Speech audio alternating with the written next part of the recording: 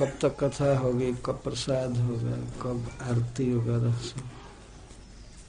विष्णुपादाय कृष्ण पृष्ठाय भूतले श्रीमते भक्ति वेदांत स्वामी इति नामिने नमस्ते सारस्वतदेवे गौरवाणी प्रचारिणे निर्विशेष शून्यवादी पाश्चात्यदेशतारिणे नमो महावदान्याय कृष्ण प्रेम प्रदायते कृष्णाय कृष्ण चैतन्य नाम्ने गौरत्विषे नमः।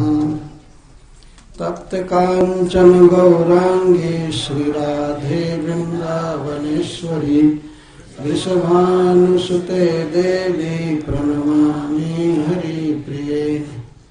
वाञ्छाकल्पतरुभ्यश्च कृपा सिन्धुभ्यैव च पतितानां पावनेभ्यो वैष्णवेभ्यो नमो नमः।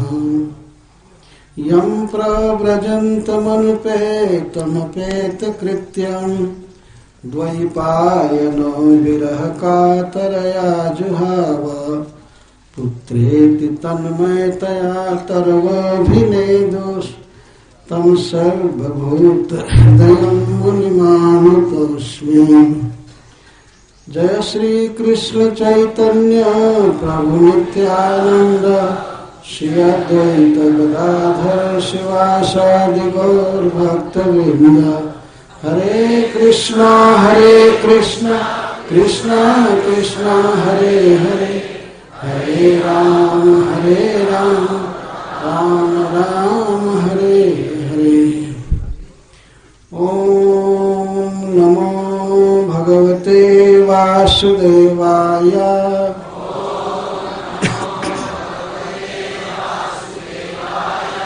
ओम नमो भगवते वासुदेवाय।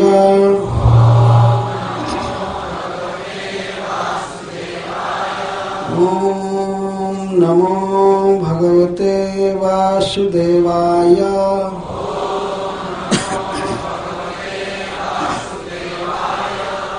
श्री बादरायणीर्वाच भगवान् पिता रात्रिः शरदोत्फुल्लमल्लिकः विक्षरन्तु मनश्चक्रे योगमायामुपाश्रितः। तदोडुराजः ककुभाकरैर्मुखम्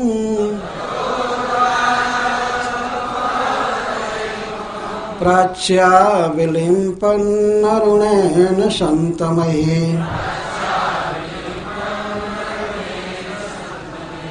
सर्चर्षणीनाम् उदगात्मृज कैसे है उदगात देख रहा है। सचर्षणीनामुदगाच्छुचो मृजन् प्रियः प्रियाया इव दीर्घदर्शनः। दृष्ट्वा कुमुदवन्तमखण्डमण्डलम् रमाननाभं नवकुङ्कुमारुणम् वनं च तत्कोमलगोभिरञ्जितम् जगौ कलम्बामदृशां मनोहरम्। निशम्य गीतं तदनङ्गवर्धनम् व्रज स्त्रियः कृष्णगृहीतमानसः।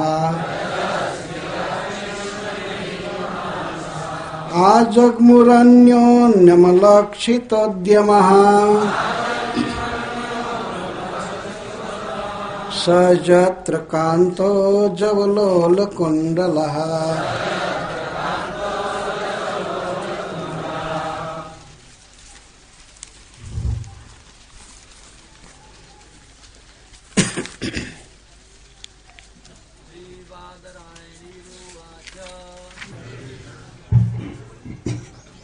वृंदावन धाम को नमन करूं कर जो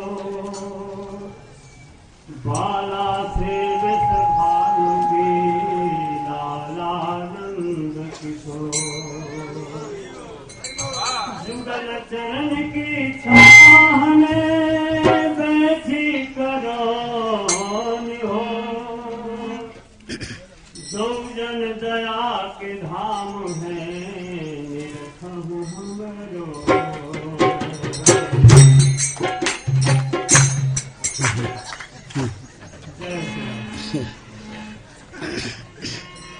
राधा रास बिहारी का नमन पर है। मन है नमन किए जा राधा रास बिहारी मन है नमन किए जा राधा रास बिहारी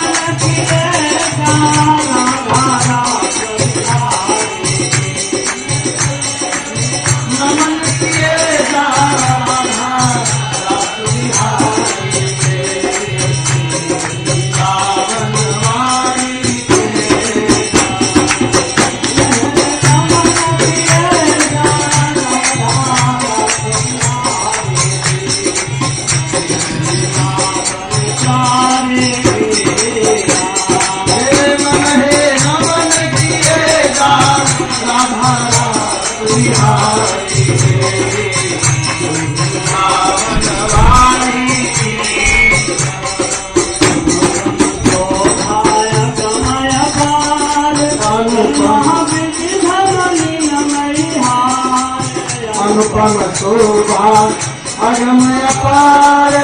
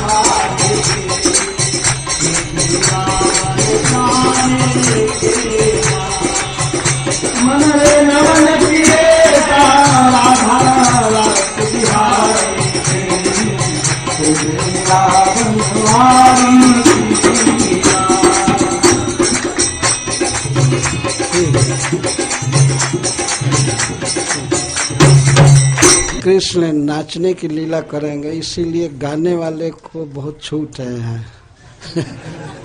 तो पद याद कर लेना चाहिए और एक बार प्रमाणित करना चाहिए कौन सा पद गाना है। जितने भी भक्त गाना चाहें किसी भी भाषा में, उनके लिए छूट रहेगी, बीच बीच में अवसर दिए क्योंकि गाने और नाचने की लीला है। तो चुपचाप केवल फिलॉसफी कहा जाए तो ठीक नहीं। ब्रजविलास प्रभु आपके लिए भी छूट है, कभी तैयार होकर के समय दिया जाएगा, गाइएगा सबको। तो हमारे परम आराध्य श्रील प्रभुपाद जी की कृपा से यहाँ श्रीमद् भागवतम कथा कहने का सुयोग मिला और बद्री विशाल प्रभु का मैं बहुत आभारी हूँ जिन्होंने हमें प्रेम से यहाँ बुलाया और आप सबका दर्शन हुआ। हरिद्वार में भगवान श्री कृष्ण की कथा सुनने के लिए आप सब पधारे, इसके लिए हम इस गोलोक धाम की तरफ से आप सबका हार्दिक स्वागत करते हैं।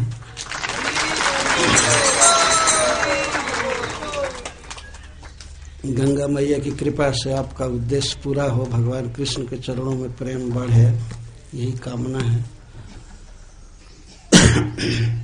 श्रील प्रभुपाद जी ने भारत में 3 केंद्र स्थापित किया मुख्य रूप से, बड़ा बड़ा, इसके साथ तो और भी किए लेकिन 3 मुख्य हैं। श्री मायापुर धाम में और वृंदावन धाम में तथा बम्बई में। तो बम्बई में उन्होंने जिस श्री विग्रह का नाम दिया उसका नाम है रास बिहारी।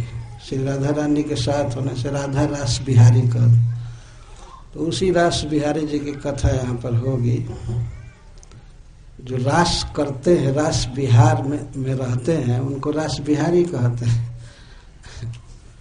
श्रीमद् भागवतम में ये रास लीला के 5 अध्याय श्रीमद् भागवत के 5 प्राण माने गए, तो सर्वसार सभी आचार्यों ने स्वीकार किया है। 335 अध्याय हैं श्रीमद् भागवतम में और इसमें 5 अध्याय सबसे श्रेष्ठ, क्योंकि भगवान श्री कृष्ण का सौंदर्य, सुंदर स्वर, सुगंध और सुंदर रूप, सौंदर्य आदि इस लीला में पूर्ण आस्वादन किया गया है। श्री गोपीजनों ने किया है और भगवान ने भी उनके सौंदर्य आदि का खुलकर आस्वादन किया है। बहुत ऊंची लीला है, तो इसे बहुत ही मनोयोग के साथ, पवित्र भाव से, बहुत दुर्लभ वस्तु समझ करके सेवन करना चाहिए। और शांति से श्रवण करने की चेष्टा करनी चाहिए। यद्यपि मेरा अधिकार नहीं है कि मैं इस लीला का वर्णन कर सकूं, इसके लिए तो बहुत पवित्र मन चाहिए, पवित्र देह, पवित्र बुद्धि, बहुत पवित्र शब्द, कृष्ण पे प्रेम से परिपूर्ण। वास्तव में इस लीला को कहने और सुनने का अधिकार तो परमहंसों को है, परंतु फिर भी एक लोभ बस कि अपना जीवन भी बीत रहा है तो कब इसका आस्वादन करेंगे, तो इसलिए इसको कहने का साहस किया जा रहा है। परंतु एक बात का बहुत बड़ा भरोसा है कि यहाँ जितने भी लोग आए हैं, भक्तजन आए हैं, वे एक साधक हैं। अपने स्थान पर 16 माला जप करते हैं, भगवान की आरती करते हैं, भागवत पढ़ते हैं, प्रचार करते हैं, तो दिन रात लगे हुए हैं। अतः इन साधकों के बीच, भक्तों के बीच में भगवान की लीला कहने में कोई हिचक नहीं है, उल्टे आनंद होता है। अतः उसी आनंद के आस्वादन के लिए मैं ये कथा कहने जा रहा हूँ। मुझे भी एक लोभ रहता है कि भक्तों के बीच बैठ करके उनकी भक्तिमय भावना से उत्प्रोत वातावरण में भगवान कृष्ण का स्मरण किया जाए। इसलिए यदि हमारे शब्दों में भगवान के लीला में कोई व्याघात हो या रसाभास हो या सिद्धांत विरुद्ध हो तो वैष्णव लोग क्षमा करेंगे, सुधार करके ग्रहण करेंगे। ऐसे मैं प्रयास करूंगा कि अपने आचार्यों के बातों को जहाँ तक मेरी मति ने ग्रहण किया है, जहाँ तक याद है, उसको मैं प्रस्तुत करूंगा। हमारा इसमें कुछ है नहीं, सब पूर्वजों की ही कमाई है। जैसे कोई बेटा निकम्मा हो जाए, धन न कमावे, लेकिन उसके बाप दादा इतने धनी हैं कि उसी से वो जीता है, खाता है। तो इसी तरह से हम लोगों के जो आचार्य हैं, जैसे सनातन गोस्वामी पाद, रूप गोस्वामी पाद और भी, इन्होंने इतना दिया है, इतना दिया है कि वह बहुत ही पर्याप्त है और जुग जुग तक वो काम आता रहेगा। तो उन्हीं के शब्दों को हिंदी भाषा में थोड़ा कहने का प्रयास किया जाएगा। तो पहले हम लोग श्लोक की आवृत्ति किए तो उसका अर्थ कर लें। श्री बादरायणीर्वाच, श्री बादरायण के पुत्र सुखदेव गोस्वामी ने कहा, भगवान अपि सदा नित्य आनंद में रहने वाले, समस्त ऐश्वर्यों से परिपूर्ण है। भगवान भी ता रात्रि है, उन रात्रियों को, अनिर्वचनीय महिमा वाली रात्रियों को, शरदोत्फुल्ल मल्लिका, शरदकालीन रात्रियों को, जिनमें मालती के पुष्प बहुत खिले हुए थे और अन्य भी अनेक पुष्प खिले हुए थे। वीक्षा देखकर रंतुम, रमण करने की, विहार करने की, मनश्चक्रे संकल्प किया, योग माया अचिंत अनंत अद्भुत ऐश्वर्य शक्ति, योग माया को उपाश्रितः खूब अच्छी तरह से प्रकटीकृत किए, प्रकट किए।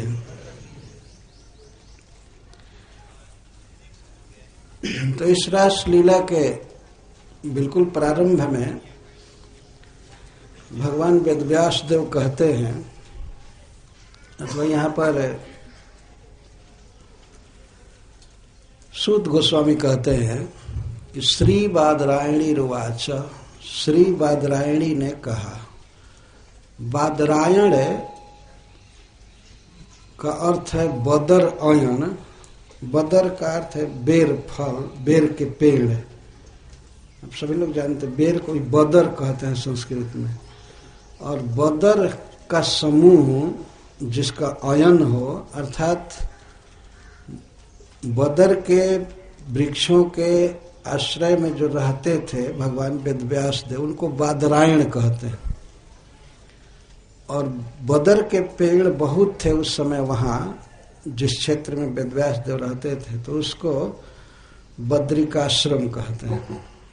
बदरिकाश्रम, ये बदर के वृक्ष के कारण ही उसका नाम ये हुआ। तो वहां पर भगवान वेदव्यास देव ने तप किया। ये अन्य पुराण में कथा है। बहुत तप किया। क्यों तप किया? भगवान वेदव्यास देव की ये अभिलाषा थी कि उन्हें एक ऐसा पुत्र प्राप्त हो जो श्रीमद् भागवतम ग्रहण करे, क्योंकि उनके शिष्यों में किसी में योग्यता नहीं थी कि वे श्रीमद् भागवतम ग्रहण करें। उनके अनेक शिष्य थे, जैसे पैल, वैशंपायन और भी बहुत से शिष्य, जैमिनी। लेकिन भगवान वेदव्यास देव श्रीमद् भागवतम रच चुके थे, रखे थे और सोचते थे पढ़ावे अपने शिष्यों को।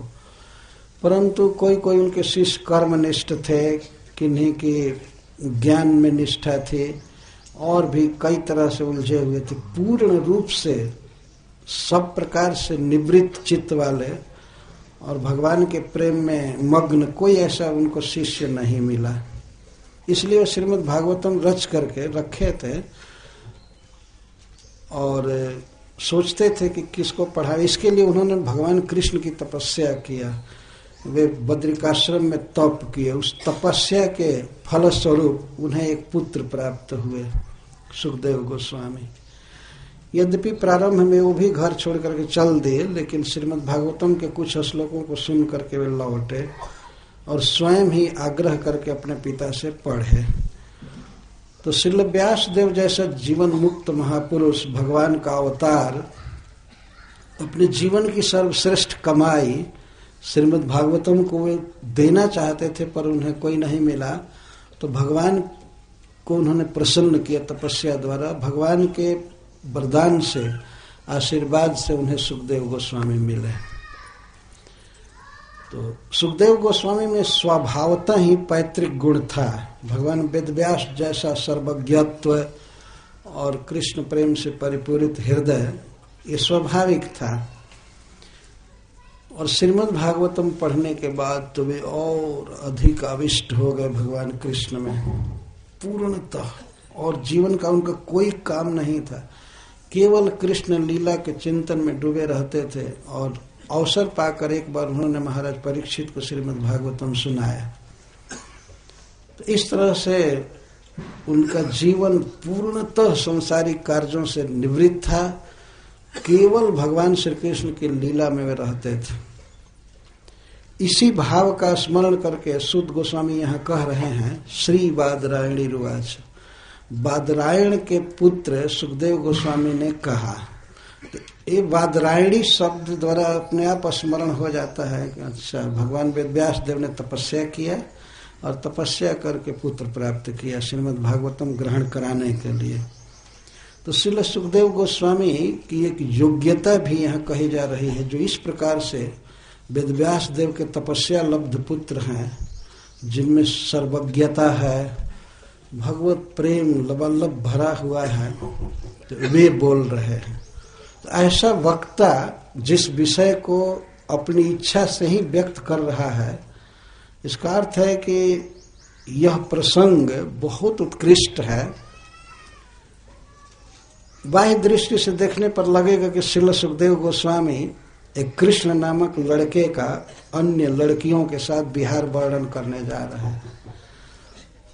तो संसारिक आदमी तो इसको बिल्कुल नहीं समझ पाएगा कि ये सुखदेव गोस्वामी को क्या हुआ है कि मरणासन्न परीक्षित को ये युवतियों के साथ एक युवक का नाचना क्यों वर्णन करने जा रहे हैं, क्या बात।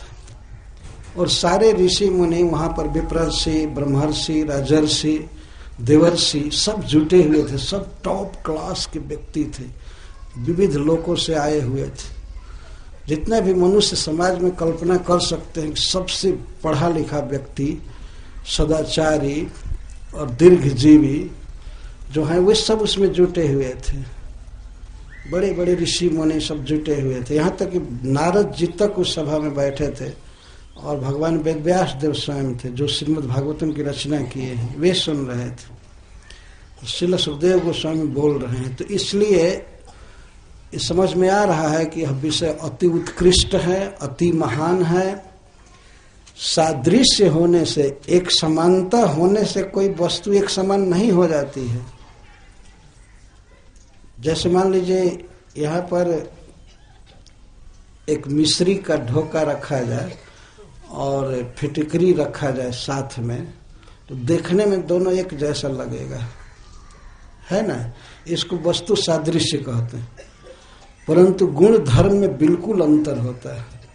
कोई मिश्री के बदले फिटकरी खा ले तो क्या रियलाइज करेगा? रियलाइजेशन होगा नहीं तो बहुत बिटर है, तीक्ष्ण है, थू थू करेगा। जो खाया है वो भी उल्टी कर सकता है। इस तरह से उसका स्वभाव। लेकिन देखने में तो मिश्री जैसा लग रहा है। देखने में ऐसा लगेगा कि अरे भगवान श्री कृष्ण जो सबके आराध्य हैं, जोगेश्वरेश्वर हैं, वे ज्योति स्त्रियों के साथ इस तरह नाचे वृंदावन में, उनके साथ गावे। क्या हो गया भगवान को? और भगवान को तो जो कुछ भी हुआ हुआ, ये सुखदेव गोस्वामी परमहंस चूड़ामणि को क्या हुआ? क्या यही कहने सुनने का विषय है? ये सोचने की बात है। लेकिन श्रीमद् भागवतम पढ़ने वाला कोई भी व्यक्ति यदि पहले ये शब्द सुने कि इसको वक्ता कौन है, श्रील सुखदेव गोस्वामी, निश्चित ही वक्ता को देख करके ही अनुमान कर लिया जाएगा कि यह विषय बहुत उत्कृष्ट है। पूरा श्रीमद् भागवतम सुखदेव गोस्वामी कोई थर्ड क्लास की चीज कहने के लिए नहीं बैठे हैं। और सुनने वाले कौन हैं? आसन्न मृत्यु महाराज परीक्षित, जिनका शरीर छूटने वाला है और अब केवल 3 दिन के बाद शरीर छूटने वाला है। 4 दिन तो कथा हो चुकी थी, 3 दिन जीवित रहने वाले थे। और क्या वे कभी भी मंडेन सांसारिक बात सुन सकते थे? गर्भ के प्रारंभ से ही भगवान श्री कृष्ण का वे दर्शन किए थे। भगवान ने गर्भ में जिसकी रक्षा किया था, वह महान व्यक्ति जो पांडवों का वंशधर है, महान वैष्णव, क्या वो ये तुच्छ लड़के और लड़की के विहार की बात सुनेगा कभी? आजकल के लोग ये बातों पर विचार नहीं करते हैं, कौन बोल रहा है, कौन सुन रहा है। बस ये कह देते हैं, ये देख कृष्ण तो ये सब स्त्रियों के साथ नाच किए, ये किए, वो किए। तो विचार करना चाहिए। इसीलिए सुद गोस्वामी यहाँ कहते हैं श्री बादरायणी रुवाच, बादरायणी बोले।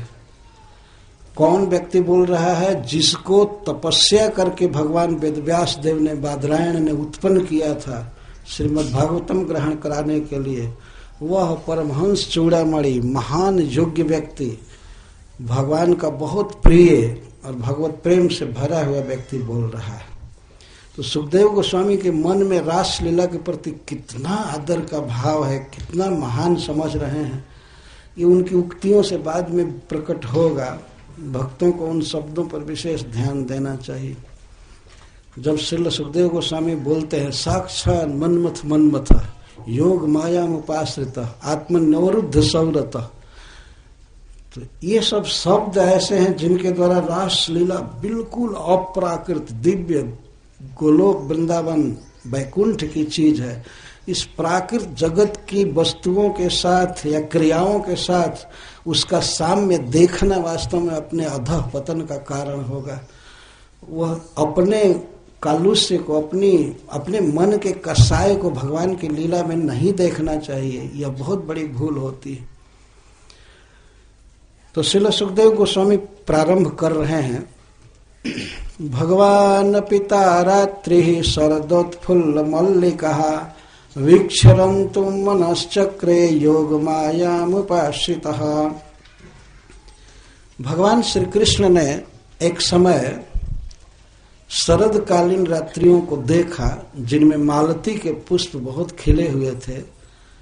उन रात्रियों को देखकर भगवान अपनी अचिंत्य योग शक्ति को प्रकट किए और रंतुम मनश्चक्रे, उन्होंने विहार करने की इच्छा किया, खेलने की इच्छा किया। ये शब्द हैं। अब इन शब्दों पर आचार्यों के मुख से निकले हुए उक्तियों के अनुसार हम लोग थोड़ा थोड़ा विचार करेंगे। श्रील सुखदेव गोस्वामी कहते हैं, भगवान अपि मनश्चक्रे किमर्थम रंतुम, भगवान ने रमण करने की इच्छा किया। क्यों इच्छा हो गई भगवान को? क्योंकि उन्होंने शरदोत्फुल्ल मल्लिका ता रात्रि वीक्ष, मालती पुष्पों से खिली हुई उन रात्रियों को देखा भगवान ने, तो उन्हें गोप रमणियों के साथ विहार करने की इच्छा हो गई। मनश्चक्र मतलब इच्छा उत्पन्न हो गई। यह मनश्चक्र का अर्थ उन्होंने संकल्प किया। इच्छा तो बहुत पहले से है भगवान की, लेकिन अब संकल्प कर लिए। ता रात्रि भगवान अपि, श्री कृष्ण है अपि नहीं कह रहे हैं सुखदेव गोस्वामी, भगवान कह रहे हैं। भगवान का क्या अर्थ है, इसे प्राय इस कान में रहने वाले भक्त बारंबार सुने हैं। भग का अर्थ होता है 6 ऐश्वर्य, पूर्ण ऐश्वर्य। ऐश्वर्य से समग्र से वीर्य से जस श्रिय ज्ञान वैराग्योश्चैव शरणम भग इतिंगना। विष्णु पुराण में ये कहा गया है, श्री पराशर जी कहते हैं कि इन 6 के समूह को भग कहते हैं। समग्र ऐश्वर्य, समग्र वीर, समग्र बल, विद्या, वैराग्य, जस, जो पूर्ण मात्रा में है, पूर्ण समग्र, तो इनको भग कहते हैं। और इस भग से जो युक्त है उसको भगवान कहते हैं। वे कहते इति इंगना, इस तरह से ये संकेत किया गया, बताया गया है, स्मरण किया गया है। तो यहाँ भगवान का अर्थ है कि जो सारे ऐश्वर्य से परिपूर्ण हैं और समस्त वेदों के जो प्रतिपाद्य हैं, जिनमें समस्त ज्ञान है, समस्त वैराग्य है, तो समस्त वैराग्य के द्वारा ये समझना चाहिए कि भगवान कभी भी किसी भी भोग की कभी इच्छा कर ही नहीं सकते हैं, संभव नहीं है। जैसे भगवान सूर्य क्या कभी रास्ता भटक करके किसी मोमबत्ती की आशा करेंगे कि ये हमको लाइट दे? क्या कभी सोचा जा सकता है इस बात को?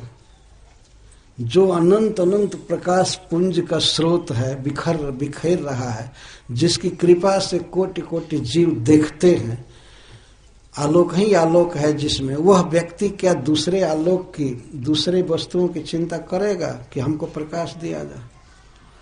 जो स्वयं आनंद का घनीभूत स्वरूप है, सारा आनंद जिससे निकलता है, और जो वैराग्य का स्वरूप है बिल्कुल, क्या कभी उसके मन में इच्छा हो सकती है कि मैं किसी स्त्री को टच करूं, उसको देखूं, उसके साथ नाचूं, ये करूं?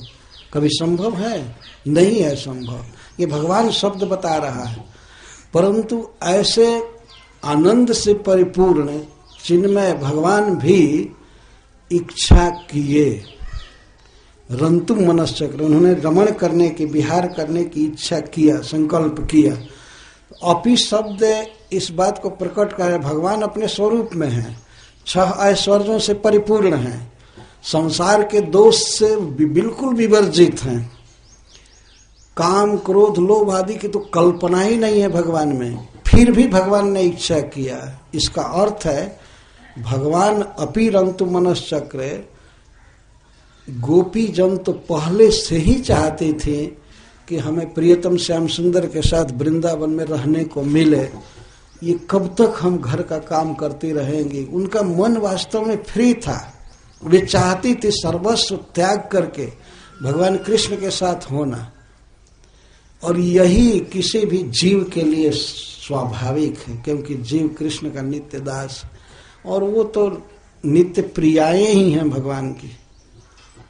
तो केवल भिन्न स्थान में भिन्न जगह पर भगवान ने जन्म दिया था और अपनी नित्य प्रियाओं के साथ वे चाहते थे परकीय भाव का आस्वादन करना।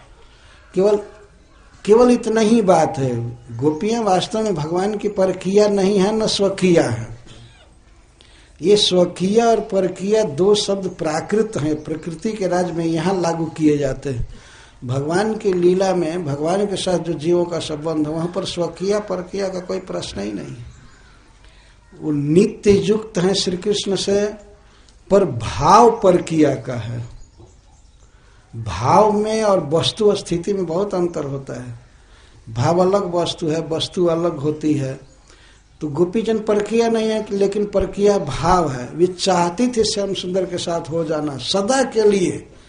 वे घर में रहना नहीं चाहती थी। एक एक क्षण उनके लिए कल्प जैसा बीतता था। उनका मन तो लगा ही था। उस थोड़ा भी अवसर मिलने पर शरीर से भी वृंदावन में चले जाती थी और प्रियतम श्याम सुंदर की सेवा करती थी। उनके लिए फूल गूंथना, उनका चरण दबाना, उन्हें पंखा झलना। वे घर में इसी चिंता से मरती रहती थी कि हमारे प्रियतम श्याम सुंदर के पैर में पत्थर लग रहा होगा, घास लग रहा होगा। हाय हाय, हम इतनी दासियों के जीवित रहते हुए भी श्याम सुंदर को वृंदावन में गोचारण करते समय सब दुख झेलना पड़ता। वो चाहते थे उनकी सेवा करना, क्योंकि निज सुख दुख गोपी ना करे विचार। गोपियों के मन में कभी स्वप्न में भी ये बात नहीं आ सकती थी कि हम कैसे रहेंगे, हमारा सुख हमारा दुख। ये तो इस जगत के लोग सोचा करते हैं। गोपियों का स्वरूप ऐसा था, स्वप्न में भी नहीं सोचती थी। तो केवल श्याम सुंदर के प्रीति का विधान करना, व्यवस्था करना, यही उनका जीवन है। वे चाहती थी कि हम सब कुछ छोड़कर श्याम सुंदर के साथ हो जाएं, उन्हें हम सुख दें सब तरह से। इसको रंतुम कहते हैं, रमण करना। तो गोप सुंदरियां तो पहले से ही चाहती थी। अब आज भगवान भी रंतुम मनश्चक्री अर्थ, अब भगवान को भी इच्छा हो गई। अब तक तो भगवान लोक लज्जा से ये जैसे भी या शरीर छोटा होने से धैर्य रखे थे, अपनी नित्य प्रियाओं के साथ मिलना चाहते थे, लेकिन समाज बाधक था। तो भगवान अपि रंतु मनश्चक्र का यही भाव है कि अब भगवान भी संकल्प कर लिए।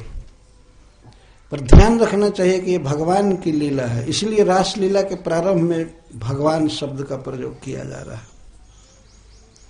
किसी जीव का यह कर्म नहीं है, यह भगवान की लीला है, भगवान का कर्म है। हमेशा सावधान रहना चाहिए। क्यों भगवान की इच्छा हुई? सर्दोत्फुल्ल मल्लिका ताह रात्रि वीक्ष्य, भगवान ने उन रात्रियों को देखा।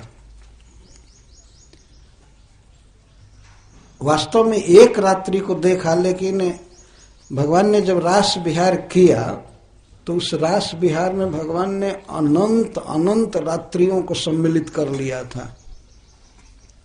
ऐसे श्रील सुखदेव गोस्वामी संकेत भी किए कि ब्रह्म रात्रि समाप्त होने पर गोपियां अपने घर लौटी थीं, यह वर्णन करते। ब्रह्म रात्रि का अर्थ ब्रह्म मुहूर्त भी होता है, लेकिन वास्तव में टीका के अनुसार पता चलता है कि जैसे भगवान श्री कृष्ण देखने में छोटे हैं पर उनके भीतर सारा ब्रह्मांड है, वास्तव में है।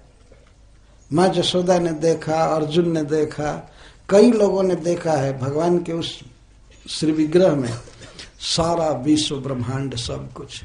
इसी तरह रास लीला के उस एक रात्रि के भीतर ही भगवान ने अनंत अनंत रात्रियों को सम्मिलित कर लिया। अतः सुखदेव गोस्वामी कहते हैं ताह रात्रि, उन रात्रियों को देखकर भगवान को अपनी प्रियाओं के साथ विहार करने की इच्छा हुई या उन्होंने संकल्प किया।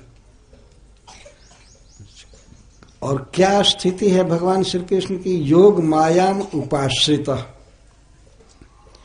योग माया, योग का अर्थ है योग स्वरूप है। स्वरूप को ही योग कहा गया है संस्कृत में। और माया का अर्थ शक्ति, स्वरूप शक्ति इसका अर्थ है। स्वरूप शक्ति भगवान की चित शक्ति है, जैसे स्वरूप शक्ति कहते हैं, और उनकी एक बाहरी शक्ति है जिसको बहिरंगा कहते ही हैं, जिसका भगवान के स्वभाव से मेल नहीं है। भगवान चिन्मय हैं, दिव्य हैं, ज्ञानमय हैं, लेकिन उनकी एक ऐसी शक्ति है जो चिन्मय नहीं है, जड़ है, जड़ है। उस शक्ति को बहिरंगा शक्ति कहते हैं। बहिरंगा शक्ति सारे बद्ध जीवों को कंट्रोल कर रही है, और उनके मन में कोई भी इच्छा होती है, कुछ भी विकार होता है, तो वास्तव में बहिरंगा शक्ति प्रेरित करती है। बहिरंगा शक्ति के 3 गुण हैं, सत्वगुण, रजोगुण और तमोगुण। ये तीनों गुण मिल करके सारे जीव को कंट्रोल करते हैं। तो उनके भीतर अगर कुछ भी इच्छा उत्पन्न हो रही है तो बहिरंगा शक्ति का दिया हुआ है, बहिरंगा शक्ति की चपेट में जीव है। लेकिन भगवान अपने स्वरूप शक्ति में है, वो किसी के अधीन नहीं है। योग मायाम का यहाँ यह अर्थ है। वास्तव में भगवान की 3 शक्तियां हैं, स्वरूप चित शक्ति, जीव शक्ति और माया शक्ति। स्वरूप शक्ति, जीव शक्ति और माया शक्ति। तो भगवान को यहाँ सुखदेव गोस्वामी प्रस्तुत कर रहे हैं, योग मायाम उपाश्रित। ऐसे सुनने में सब लग रहा है जैसे भगवान ने योग माया का आश्रय लिया। आश्रय नहीं लिया, योग माया स्वयं श्री कृष्ण के आश्रित है। जैसे यह कहा जाए कि सूर्य ने अपने किरणों का आश्रय लिया, तो इसका अर्थ यही है कि किरणों को प्रकट किया, इतना ही अर्थ है इसका, न कि सूर्य किरणों का आश्रय लिया। योग माया में उपाश्रित, भगवान में जो अचिंत वैभव है, उनकी जो स्वरूप शक्ति है, ब्रह्मा आदि के भी ईश्वर हैं, चिन्मय हैं, ज्ञान घन है, सब कुछ नित्य हैं और सारे ऐश्वर्यों से परिपूर्ण हैं। उन ऐश्वर्यों को भगवान ने प्रकट किया, यह अर्थ है। तो योग माया शब्द बहुत महत्वपूर्ण है। जीव है महामाया के द्वारा, बहिरंगा शक्ति के द्वारा चालित हो रहे हैं, और उनकी जो भी क्रियाएं हो रही हैं महामाया के अधीन है। उनका विचार और उनकी क्रियाएं और उनका शरीर सब कुछ बहिरंगा शक्ति के द्वारा दिया हुआ है। यह जड़ शरीर जो नख से सिर तक यह स्थूल है, इसके भीतर जीव बहुत छोटा है। तो यह जड़ शरीर भी माया देती है, और शरीर के द्वारा भोगे जाने वाले रूप, रस, गंध, शब्द आदि भी सब माया दे रही है। तो इस तरह से माया का कठपुतला, माया के अधीन रहने वाला जीव अप्राकृत मायातीत भगवान के विहार को कैसे समझ पाएगा। पर श्रील सुखदेव गोस्वामी यहाँ कहते हैं योग माया में उपाश्रित, भगवान अपनी योग शक्ति को प्रकट किए। ये सब शब्द ऐसे हैं जो रास लीला की दिव्यता को, अलौकिकता को अपने आप सूचित कर देते हैं। यदि कोई भागवत पढ़ने वाला है, समझने वाला है, समझ जाएगा तुरंत, और नहीं समझने वाले के लिए तो अब ब्रह्मा जी भी गुरु मिल जाए तो समझाना कठिन है। एक श्लोक में कहा गया है कि रामचरितमानस में कहा गया है कि रावण को समझाया जा रहा था, बस सीता जी को लौटा दो, तुम कुशल से जीवित रहोगे, राज्य करो लंका का। लेकिन तो नहीं मान रहा था। तो उसके विषय में कहा गया है कि मूरख हृदय न चेत, जौ गुरु मिलहि बिरंचि समा, फूलई फरई न बेत, जद्यपि सुधा बरसहि जलद। यदि मेघ अमृत भी बरसाने लगे फिर भी बेंत, बांस जो है न फूलेगा न फलेगा, उसको स्वभाव से फल लगता ही नहीं है। फल लगता नहीं है, फूल भी नहीं लगता है। तो वो अमृत भी बरसाया जाए तो बांस में, बेंत में फूल नहीं लगेगा, फल नहीं लगेगा। ऐसे ही मूर्ख हृदय न चेत, जो मूर्ख है उसके हृदय में ज्ञान नहीं हो सकता है। जौ गुरु मिलहि बिरंचि समा, बिल्कुल परंपरा के आदि गुरु ब्रह्मा जी भी 4 मुख से पढ़ावे फिर भी नहीं पढ़ता। जिन दुष्टों ने मन में बांध लिया भगवान कृष्ण के प्रति, जिनके मन में दुर्भाव है कि ये कामी है, ये है, उन दुष्टों को कौन समझा सकता है। वो अपने नरक का द्वार अपने हाथ से खोल रहे हैं। नरक में जाना ही है। विचार करना चाहिए भगवान क्या है, तब उनकी लीलाओं पर विचार किया जा सकता है। श्री कृष्ण हैं क्या वास्तव में, और क्या बात है कि श्री कृष्ण पर सारे महापुरुष लट्टू हैं। श्रीपाद शंकराचार्य, चाहे माधवाचार्य, निम्बारकाचार्य, विश्व के जितने भी बड़े बड़े लोग हुए सब श्री कृष्ण पर मुग्ध हैं। क्या बात, क्या कोई गोप कुमार है वृंदावन का लंपट जो गोपियों के साथ नाच रहा है? केवल इतना ही है। श्री कृष्ण है क्या, जिनके विषय में गंगा जी के तट पर महाराज परीक्षित की सभा में सुखदेव गोस्वामी ये सब शब्द दे रहे हैं, योग माया मुपाश्रित, जिन्होंने अपनी अचिंत स्वरूप शक्ति को प्रकट किया है, वे भगवान रमण करने की इच्छा की। तो उनकी इच्छा क्या सामान्य जीवन जैसी हो सकती है? भगवान की इच्छा भी दिव्य है, अप्राकृत है, और वास्तव में गोपियां श्री कृष्ण से भिन्न नहीं है, वे अपने साथ ही रमण की इच्छा किए, ये अर्थ है।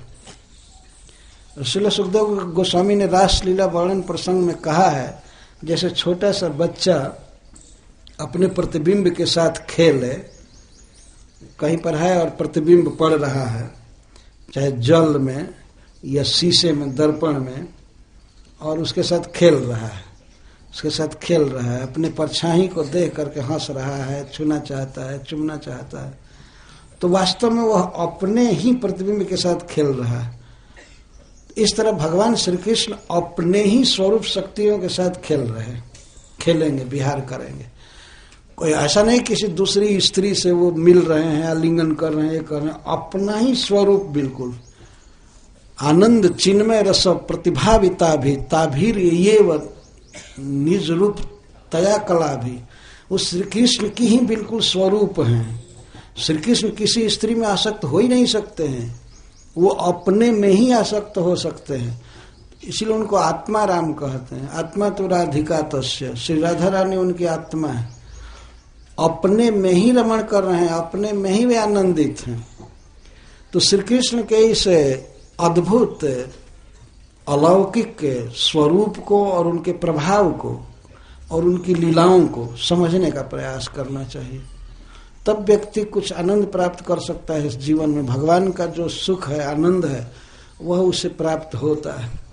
भगवान के द्वारा मिलने वाले जीव को जितने भी आनंद हैं, वो सारे आनंद भगवान की लीलाओं में रखे गए हैं। इसलिए देखा गया है कि जो महापुरुष भगवान की लीलाओं में आसक्त होते हैं, उन्हें किसी वस्तु की इच्छा नहीं होती है, पूर्ण रहते हैं। जैसे श्री सुखदेव गोस्वामी, श्री नारद जी, ये पूर्ण है बिल्कुल भगवान की लीलाओं का अनुभव करके। तो योग माया उपाश्रिता, यह बहुत महत्वपूर्ण शब्द है।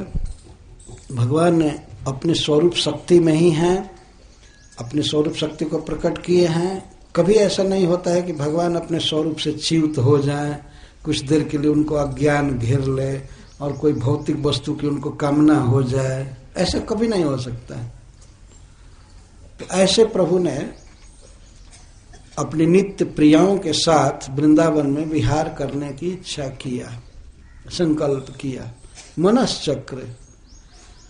और तो यहाँ पर बताया गया कि ये रात, शरदकालीन रात्रियां भगवान के भाव में उद्दीपन का काम कर रही थी।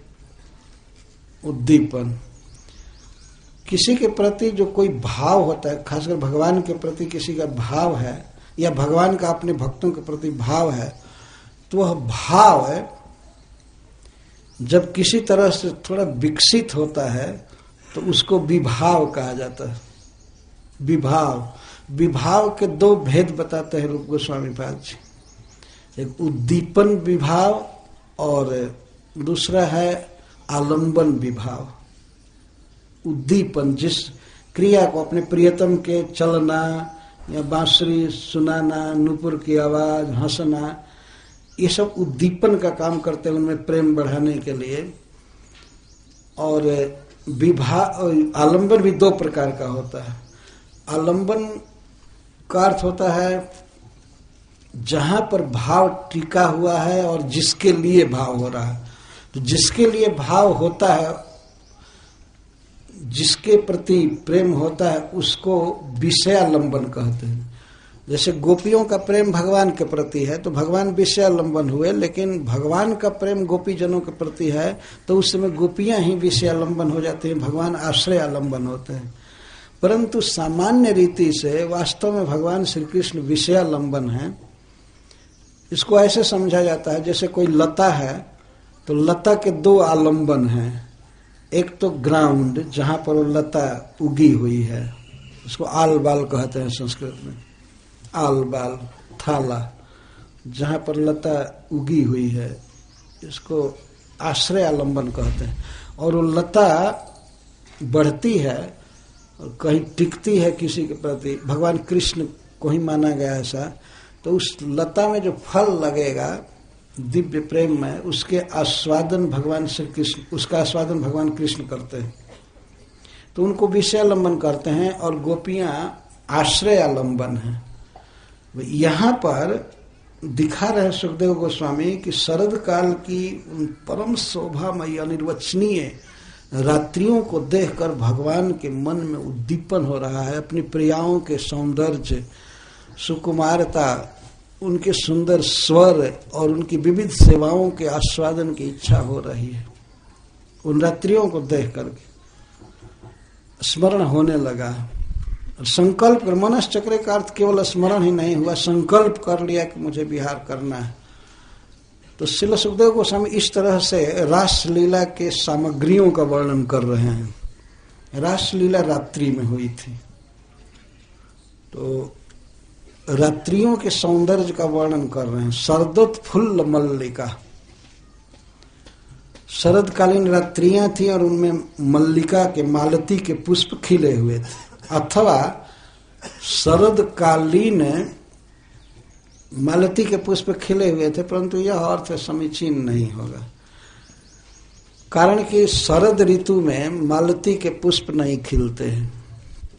पर शरदोत्फुल्ल मल्लिका, शरद काल में भी मालती के पुष्प खिल गए थे, तो अन्य पुष्पों की तो बात ही क्या है, कितना खिले थे। सुखदेव गोस्वामी इस तरह से वर्णन कर रहे हैं। मालती के पुष्प खिले हुए थे उन रात्रियों में। इसके द्वारा उपलक्षण से वर्णन कर रहे हैं कि और भी अनेक प्रकार के पुष्पों से भर गया वृंदावन। सब प्रकार के पुष्प खिल गए, जो दिन में खिलते हैं वे भी रात्रि में खिल गए, जैसे कमल आदि।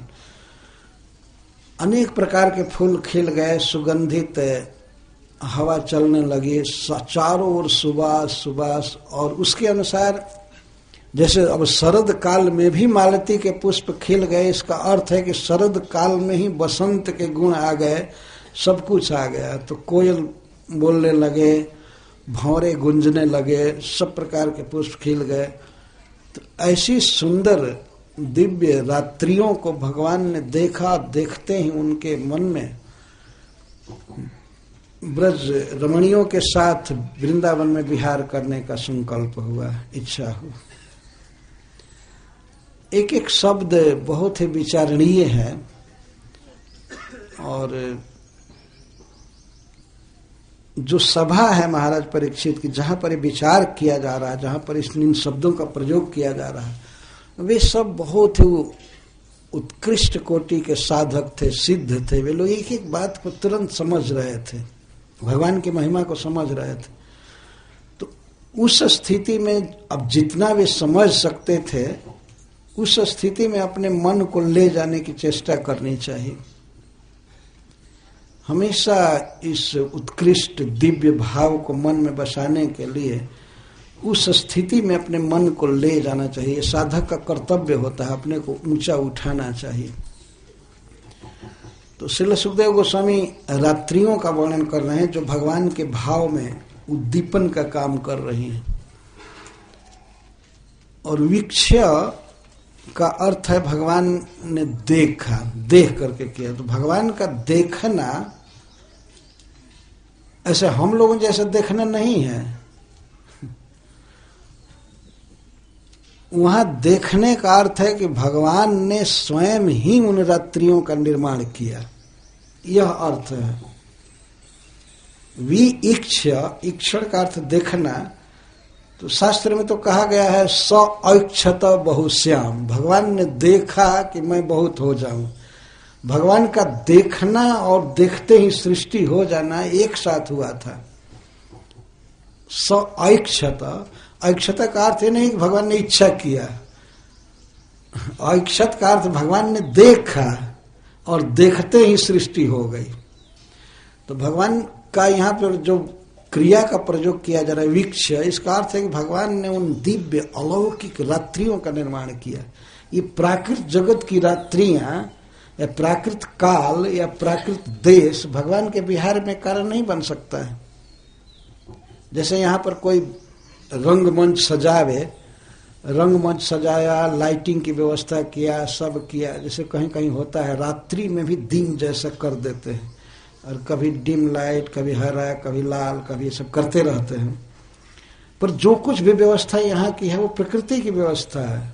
और हो सकता है किसी डांसर को इच्छा हो जाए मंच देख करके कि मैं नाचूं, लेकिन भगवान को जो नाचने की और विहार करने की इच्छा हो रही है, वास्तव में भगवान के स्वरूप से प्रकट उन्हीं की योग माया के द्वारा उपस्थापित वे रात्रियां थी। कुछ भी प्राकृत नहीं था, कुछ भी मंडेन नहीं था, सब कुछ दिव्य था। इसलिए वीक्षा का अर्थ भगवान ने उन रात्रियों का निर्माण किया, उसको सजाया अपनी योग शक्ति द्वारा, और इसके बाद उन्हें इच्छा, जब इच्छा हुई तब सजाया उन्होंने, इस तरह विहार करने की इच्छा की। तो वृंदावन में वो रात्रियां और इसके बाद चंद्रोदय का वर्णन सुखदेव गोस्वामी करते हैं। तो वह चंद्र भी वास्तव में प्राकृत चंद्र नहीं था उस दिन, भगवान की इच्छा से उदित तो चंद्र था, भगवान की लीला में सहायक। ऐसे इस संसार में देवता भी हैं जो पृथ्वी पर मनुष्यों के द्वारा सजाए हुए वस्तुओं का उपभोग नहीं करते। देवताओं के बारे में ऐसा कहा जाता है। उनका स्टैंडर्ड बहुत बड़ा है, देवताओं के नाचने का, खाने का, गाने का, चलने का, जो कुछ भी है सब यहाँ से बिल्कुल भिन्न है, मतलब सुपीरियर है प्राकृत। जैसे उनका विमान है, तो उनका विमान पेट्रोल से नहीं चलता है, संकल्प से चलता है, कंप्यूटर से भी नहीं चलता है, संकल्प से चलता है। वो इच्छा करते हैं कि इस स्पीड से चले, यहाँ रुक जाए, इतना छोटा हो जाए, बड़ा हो जाए, वो होता रहता है। जब देवताओं के स्टैंडर्ड में और मनुष्यों के स्टैंडर्ड में इतना अंतर है, तो फिर भगवान का जो स्टैंडर्ड है वो तो सब कुछ दिव्य है, अप्राकृत है। इसीलिए साधकों का कर्तव्य है कि जब शरदकालीन रात्रि का चिंतन करें तो पहले समझ लें कि अप्राकृत स्पिरिचुअल सृष्टि है भगवान की, सब कुछ दिव्य है। वहां का कोई प्राकृत नहीं है कि प्राकृत वस्तु को, प्राकृत रात्रि को और प्राकृत चंद्रोदय को देखकर भगवान के मन में विहार करने की इच्छा हो जाए, कभी नहीं हो सकता है। सब कुछ अप्राकृत है। इसके बाद श्रील सुखदेव गोस्वामी चंद्रोदय का वर्णन करते हैं, क्योंकि रासलीला में चंद्रमा ही दीपक का काम कर रहा था, बिल्कुल दिन जैसा कूलिंग लाइट थी। तो पहले चंद्रोदय का वर्णन करते हैं। तदोडुराज ककुभ करैर्मुखम प्राच्या विलिम्पन् अरुणेन सन्तमयि सचर्षणीनामुद्गाच्छुचो मृजन् प्रियः प्रियाया इव दीर्घदर्शनः। जदा भगवान रन्तु मनश्चक्रे तदा एव तस्मिन् काले एव उडुराजः उद्गात्।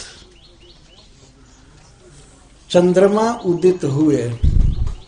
जब भगवान ने इच्छा किया विहार करने की, तो उसी समय चंद्रोदय हुआ। तदा तस्मिन् एव काले। यह चंद्रमा भी रोज की तरह जो चंद्रमा उगता था वह चंद्रमा नहीं है, यह भगवान के संकल्प शक्ति से उदित हुआ चंद्रमा है जो चिन्मय है और भगवान की लीला का एक अंग है। साधारण चंद्रमा नहीं ऐसा कर सकता है। तो चंद्रमा उगा जो करई ही अपनी किरणों से पूर्व दिशा के मुख को अरुणेना अपनी ललाई से अरुणिमा से लाल कर दिया। तो श्रील सुखदेव गोस्वामी वर्णन करते जैसे दीर्घ दर्शन दीर्घ कालेन दर्शनम जस्य सह प्रिय, दीर्घ काल तक जिसका दर्शन नहीं हुआ है ऐसा प्रिय पति जब अपनी पत्नी के पास आता है बहुत दिन प्रदेश में रह करके, तो वह शोक से ग्रस्त अपनी प्रिया के मुख का मार्जन करता है और उस पर कुमकुम का लेप करता है, कुमकुम का लेप करता है उसे प्रसन्न करने के लिए। जैसे दीर्घ दर्शन प्रिय प्रियाया, बहुत काल प्रदेश में रहने के बाद घर लौटा हुआ प्रिय अपनी प्रिया के मुख पर कुमकुम लगाता है, उसका मुख लाल हो जाता है। इस तरह से चंद्रमा मानो पूर्व दिशा के मुख को लाल कर रहा था। जब चंद्रमा उगता है तो उस समय अरुणिमा रहती है, उसमें देखा गया। सूरज भी उगता है तो उगते समय लाल लाल किरणें रहती है। प्राची दिशा वास्तव में इंद्र की पत्नी मानी गई है, पत्नी नहीं है परंतु प्राची दिशा के दिक्पाल इंद्र है। प्राची माने पूर्व, पूर्व दिशा के स्वामी इंद्र माने जाते हैं। तो यहाँ पर श्रील सुखदेव गोस्वामी बड़े ही साहित्यिक ढंग से वर्णन कर रहे हैं, क्योंकि भगवान श्री कृष्ण भी यहाँ बाह्य दृष्टि से देखने पर लग रहा है कि दूसरे की स्त्रियों के साथ विहार करेंगे। तो उधर पूर्व दिशा में चंद्रमा भी दूसरे की पत्नी के मुख को लाल कर रहा है, ये वर्णन कर रहे हैं। ये सब साहित्य में बातें दी गई है, किस शब्द को किस स्थिति में कहा जा रहा है। तो भगवान के पूर्वज चंद्रमा ये भी दूसरे के स्त्री का मुख लाल कर रहे हैं। यद्यपि वहां पर पति पत्नी का कोई स्वरूप कोई ऐसा स्वरूप नहीं है, परंतु फिर भी जब लोकपाल हैं पूर्व दिशा के तो उनको कहा जाएगा कि ये पति हैं इंद्र। लेकिन इंद्र के पत्नी के मुख को चंद्रमा लाल कर रहे हैं। कैसे? करई, करई मतलब अपने किरणों से, और अरुणे न अरुणिमा से लाल किए। बहुत सुंदर उदाहरण दे रहे हैं, वास्तव में श्रृंगार रस के उपयुक्त बिल्कुल उदाहरण दे रहे हैं। प्रिय प्रियाया इव दीर्घ दर्शन, दीर्घ काल के बाद जिस प्रिय का दर्शन हुआ है, दीर्घ कालेन पुरस्य गृहागतम प्रियम, बहुत काल के बाद आए हुए अपने प्रिय, बहुत काल के बाद आया हुआ प्रिय अपने प्रिया के मुख पर कुमकुम लेपता है। इस तरह से चंद्रमा ने पूर्व दिशा का मुख लाल कर दिया। इसका अर्थ है कि भगवान के संकल्प करने पर चंद्रोदय हुआ, नया नया बिल्कुल। जब चंद्रमा उगता है तो उसकी लाल लाल किरणें पड़ती हैं, तो पूर्व दिशा का मुख लाल हो गया। यह भी भगवान श्री कृष्ण के रास विहार में एक उद्दीपन सामग्री है। अतः सुखदेव गोस्वामी बड़ी मस्तिष्क के साथ वर्णन कर रहे हैं। कैसा मुख है आगे भी वर्णन किए हैं। तदोडुराज, ये शब्द ध्यान देने की बात है। जब भगवान ने इच्छा किया तब चंद्रमा उगा, और पहले वर्णन किया गया था कि भगवान ने उन रात्रियों को देखा, देख करके इच्छा किया। तो ये संगति नहीं बैठती, क्योंकि चंद्रमा की रात, चंद्रमा पूर्ण है तो पूर्णिमा की रात्रि है। आश्विन है पूर्णिमा, शरद पूर्णिमा जिसको कहते हैं। तो चंद्रोदय होगा तब तो रात्रि भगवान देखेंगे। चंद्रोदय के पहले तो रात्रि थी ही नहीं। पूर्णिमा के दिन तो उधर सूर्य का डूबना, उधर चंद्र का उगना है, दोनों एक साथ लगभग हो जाता है। तो ये कैसे कह रहे हैं कि रात्रियों को भगवान ने देखा? रात्रियों को देखा, इसी के द्वारा सिद्ध हुआ कि भगवान के द्वारा रची हुई रात्रियों को भगवान ने देखा। अर्थात वो पहले अनुमान कर लिए, सब कुछ देख लिए कि ऐसी ऐसी रात्रियां होंगी, ये होंगी, ऐसे होंगी, ऐसे होंगी, सब कुछ। और इसके बाद चंद्रमा को उदित होने का संकेत किया। सब कुछ भगवान श्री कृष्ण के डायरेक्शन में हो रहा है और कुछ भी प्राकृत नहीं है, न प्राकृत हवा है, न प्राकृत भूमि है, न जल है, कुछ भी प्राकृत नहीं है। सब कुछ दिव्य है, चिन्मय है, परब्रह्म परम पुरुष के खेलने का स्थान, वो काल, उद्दीपन सामग्री, सब कुछ दिव्य है और सब कुछ श्री कृष्ण स्वरूप है वास्तव में। अतः साधक का कर्तव्य है कि वह प्राकृत धरातल से अपने मन को बिल्कुल उठा करके अप्राकृत जगत में ले जाए। ये साधक ही कर सकते हैं, संसारिक जीव ऐसा कर नहीं पाएंगे। जो लोग भजन कर रहे हैं, भगवान के नाम का जप करते हैं, दर्शन करते रहते हैं, कथा सुनते रहते हैं, वही समर्थ है अपने मन को प्रकृति से ऊपर उठाने में। भगवान कृष्ण गीता में कहते हैं कि जो व्यक्ति मेरे अव्यभिचारिणी भक्ति योग में रहता है, अव्यभिचारी भक्ति योग में रहता है, सब गुणान वो अतिवर्त गुणों को लांघ जाता है। तो जिसका चित्त, जिसका मन प्रकृति के गुणों को लांघ चुका है, वही व्यक्ति वास्तव में पूर्ण रूप से रास लीला को आत्मसात कर सकता है, वो समा सकता है। पर जो कुछ भी हो, रासलीला के श्रवण कीर्तन द्वारा यह संभव है। साधन भी यही है उस सिद्धि को प्राप्त करने के लिए। तो श्रील सुखदेव गोस्वामी यहाँ पर चंद्रोदय का वर्णन किए और अब भगवान श्री कृष्ण के मन में जो भाव उदित हो रहा है उसका वर्णन करते हैं। दृष्ट्वा कुमुद्वन्तमखण्ड मंडलम रमान नाभम नव कुंकुमारुणम वनम च तत्कोमलगोभिरंजितम जगौ कलम वाम दृशा मनोहरम। अखंड मंडलम रमान नाभम नव कुंकुमारुणम कुमुदवंतम दृष्टवा। भगवान श्री कृष्ण ने चंद्रमा को देखा ध्यान से। ऐसे श्रील विश्वनाथ चक्रवर्ती ठाकुर कहते हैं कि उस समय भगवान श्री कृष्ण गोचारण करके आ चुके थे और स्नान किए, स्नान करके अपना श्रृंगार किए, माता जशोदा ने कराया और खा पी लिए, भोजन किए। तो उन्होंने चंद्रशाला से अर्थात खिड़की से देखा चंद्रोदय, ऐसा वर्णन करते हैं। चंद्रोदय भगवान ने देखा खिड़की द्वारा। तो उस समय वे मां से तुरंत ही आज्ञा लेकर के कि मैं जा रहा हूं अपने सखाओं के साथ गोष्ठी करने और सब करने, रोज का नियम था।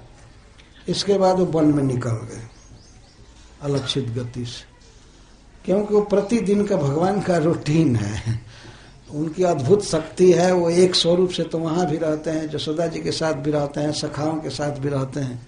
वो जोगेश्वरेश्वर हैं, वो तो कोई भी दूसरा रूप बना करके और फिर जा सकते हैं। वन में गए, उन रात्रियों को देखा, चंद्रोदय को देखा और तब जगऊ कलम वाम दृशा मनोहरम। कलम जगऊ, भगवान ने गाया, वेणुना इति शेष, वेणु पर गाया, बांसुरी पर गाया। यहाँ बांसुरी का वर्णन नहीं किया जा रहा है, लेकिन आगे सुखदेव गोस्वामी कहते हैं कि वेणु गीत को सुन करके आई थी। अतः यहाँ पर अपने आप समझ लेना चाहिए कि भगवान ने बांसुरी पर गाया। कैसा चंद्रमा देखा? अखंड मंडलम। चंद्रमा की पहली विशेषता श्रील सुखदेव गोस्वामी कहते हैं अखंड मंडलम, न खंडम मंडलम जस्य तम अखंड मंडलम। चंद्रमा का मंडल खंडित नहीं था। यह केवल एक दिन होता है, पूर्णिमा के दिन। मंडल खंडित नहीं होता। अखंड मंडल मतलब पूर्णिमा के चांद को देखा पूरा पूरा। रमाननाभम अथवा अखंड मंडलम का एक अर्थ है कि यह चंद्रमा नहीं था, क्योंकि इसमें खंड मंडल है। खंड मंडल का अर्थ है कि बीच में काला काला धब्बा रहता है, इसमें वो भी एक खंड ही माना जाएगा। मंडल में खंड है, काई है, काला है, कुछ है, तो ये नहीं उगा था, इसके द्वारा सिद्ध हुआ। वो भगवान की इच्छा शक्ति से चंद्रमा उदित हुआ था, वो चिन्मय चंद्रमा, दिव्य चंद्रमा। रमा ननाभम, रमा लक्ष्मी, आनंद बदन, आभम कांति। चंद्रमा कितना सुंदर था, भगवान ने देखा कि लक्ष्मी के मुख के समान सुंदर। इसका अर्थ है कि भगवान श्री कृष्ण को श्री राधा रानी के मुख का स्मरण आने लगा। यहां रमा का अर्थ है रमयति इति रमा, जो श्री कृष्ण को सुख दे, सेवा करे, रमा दे, आनंद में करे, उसको रमा कहते हैं। तो रमा का अर्थ है राधा रानी। वास्तव में यहां अर्थ यही समीचीन है। रमा आनंद आभम, रमा के श्री राधा रानी के मुख के समान सुंदर आभा को देखा।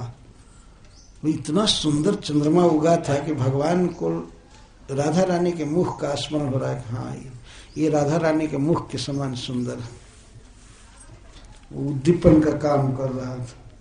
नवकुंकुमारुणम, और नए कुंकुम की तरह अरुण था। नया कुंकुम, बिल्कुल फ्रेश पिसा हुआ कुंकुम जैसे लाल लाल होता है, ऐसे चंद्रमा बिल्कुल लाल उदित हुआ, भगवान ने देखा। नवकुंकुमारुणम और वनम च, एक तो चंद्रोदय देखा, चंद्रमा को इस तरह से देखा, और वन को देखा। वनम कथम भूतम तत्कोमल गोभिरंजितम, चंद्रमा की मृदु किरणों के द्वारा अनुरंजित, बहुत सुंदर। जब चंद्रमा लाल उदित हुए तो वृंदावन के वृक्ष या जमुना जी या पुलिन या भूमि जो भी थे सब थोड़ा थोड़ा लाल लाल दिखाई पड़ रहे थे। इसलिए कहते तत्कोमल गोभी अंजितम। और कोमल किरण का एक अर्थ यह है कि शुरू शुरू में चंद्रमा की किरणों में अंधकार भगाने की उतनी क्षमता नहीं थी। शुरू में जब चंद्रोदय होता है तो कोमल किरण रहती है। कोमल का अर्थ है पूर्ण सामर्थ्य से युक्त नहीं, अर्थात पूर्ण उजाला देने में समर्थ नहीं, थोड़ा कम उजाला दे रहा है, इसलिए उसको कोमल कहते हैं। तो कोमल का अर्थ मृदु भी हुआ। और ऐसे चंद्रमा की किरणें तो कभी भी कठोर नहीं होती हैं। पूर्ण विकसित हो आकाश के मध्य भाग में, फिर भी तो सूर्य जैसा दाहक नहीं होता है, उसकी किरणें दाह उत्पन्न नहीं करती, हमेशा कोमल रहती हैं। पर यहाँ पर कोमल किरण, तत्कोमल गोभी, गो का अर्थ किरण, अपनी कोमल किरणों से चंद्रमा वृंदावन को अनुरंजित कर दिया था। लाल लाल किरणों के कारण वृंदावन का सब कुछ लाल जैसा दिखाई पड़ रहा था, हल्का। इसको हम सहज समझ सकते हैं। आजकल की जो लाइटिंग की जाती है स्टेज पर, कहीं कहीं पता नहीं, कुछ सब लोगों ने देखा है, नहीं देखे तो होंगे ही, किस तरह से फोकसिंग करते हैं, लाइट देते हैं, कभी ग्रीन हो जाता है, कभी बिल्कुल ब्राइट, कभी येलो, कभी रेड, कभी कुछ ऐसे। तो अगर रेड लाइट पड़ती है तो उस पर जितने भी रंगमंच पर रहने वाले लोग हैं, जो वस्तुएं हैं, वो सब रेडिश दिखाई देती है ना, लाइट के अनुसार। तो वृंदावन चंद्रमा के लाल लाल किरणों से लाल लाल जैसा दिखाई पड़ने लगा। इसको अंजितम कहते हैं। अंजित, तत्कोमल गोभी अंजित। अंजित का अर्थ अलंकृत, बहुत सुंदर, मंडित, चंद्रमा की किरणों के द्वारा वृंदावन बहुत अच्छा लग रहा था। और ऐसे वन को, चंद्रोदय को और वृंदावन को देखकर जगव कलम वाम दृश्याम मनोहरम, भगवान श्री कृष्ण ने बांसुरी पर गीत गाया। किसके लिए, क्यों गीत गाए? वाम दृश्याम मनोहरम, जो वाम दृक, वाम का अर्थ होता है टेढ़ा या सुंदर, जिनके नेत्र बहुत सुंदर होते हैं, या जो टेढ़ नजर से देखती हैं। स्त्रियों के लिए कहा जाता है वाम दृशाम, जिनकी दृष्टि, जिनकी आंखें बहुत सुंदर हैं, आंखों से उपलक्षण से सारा शरीर बहुत सुंदर है। तो ऐसी ब्रज सुंदरियों के मनोहरम, मन को हरने वाला गीत गाया। और कलम का अर्थ है कि मधुर और अस्पष्ट, साफ साफ नहीं गीत गाया। प्रत्येक गोपी को ऐसा हल्का सुनाई पड़ा कि प्रियतम हमारा नाम ले रहे हैं, गा रहे हैं, गा करके कुछ और बुला रहे थे, आवाहन कर रहे थे, और नाम सबको ऐसा आ रहा, साफ शब्द नहीं बोल रहे थे, पर प्रत्येक गोपी को यही भाव हुआ कि हमारा नाम कुछ बोल रहे हैं, प्रियतम नाम बोल रहे हैं। तो इसको कहते हैं वाम दृशाम मनोहरम, सुंदर नेत्रों वाली गोपियों के मन को हरने वाला गीत गाया।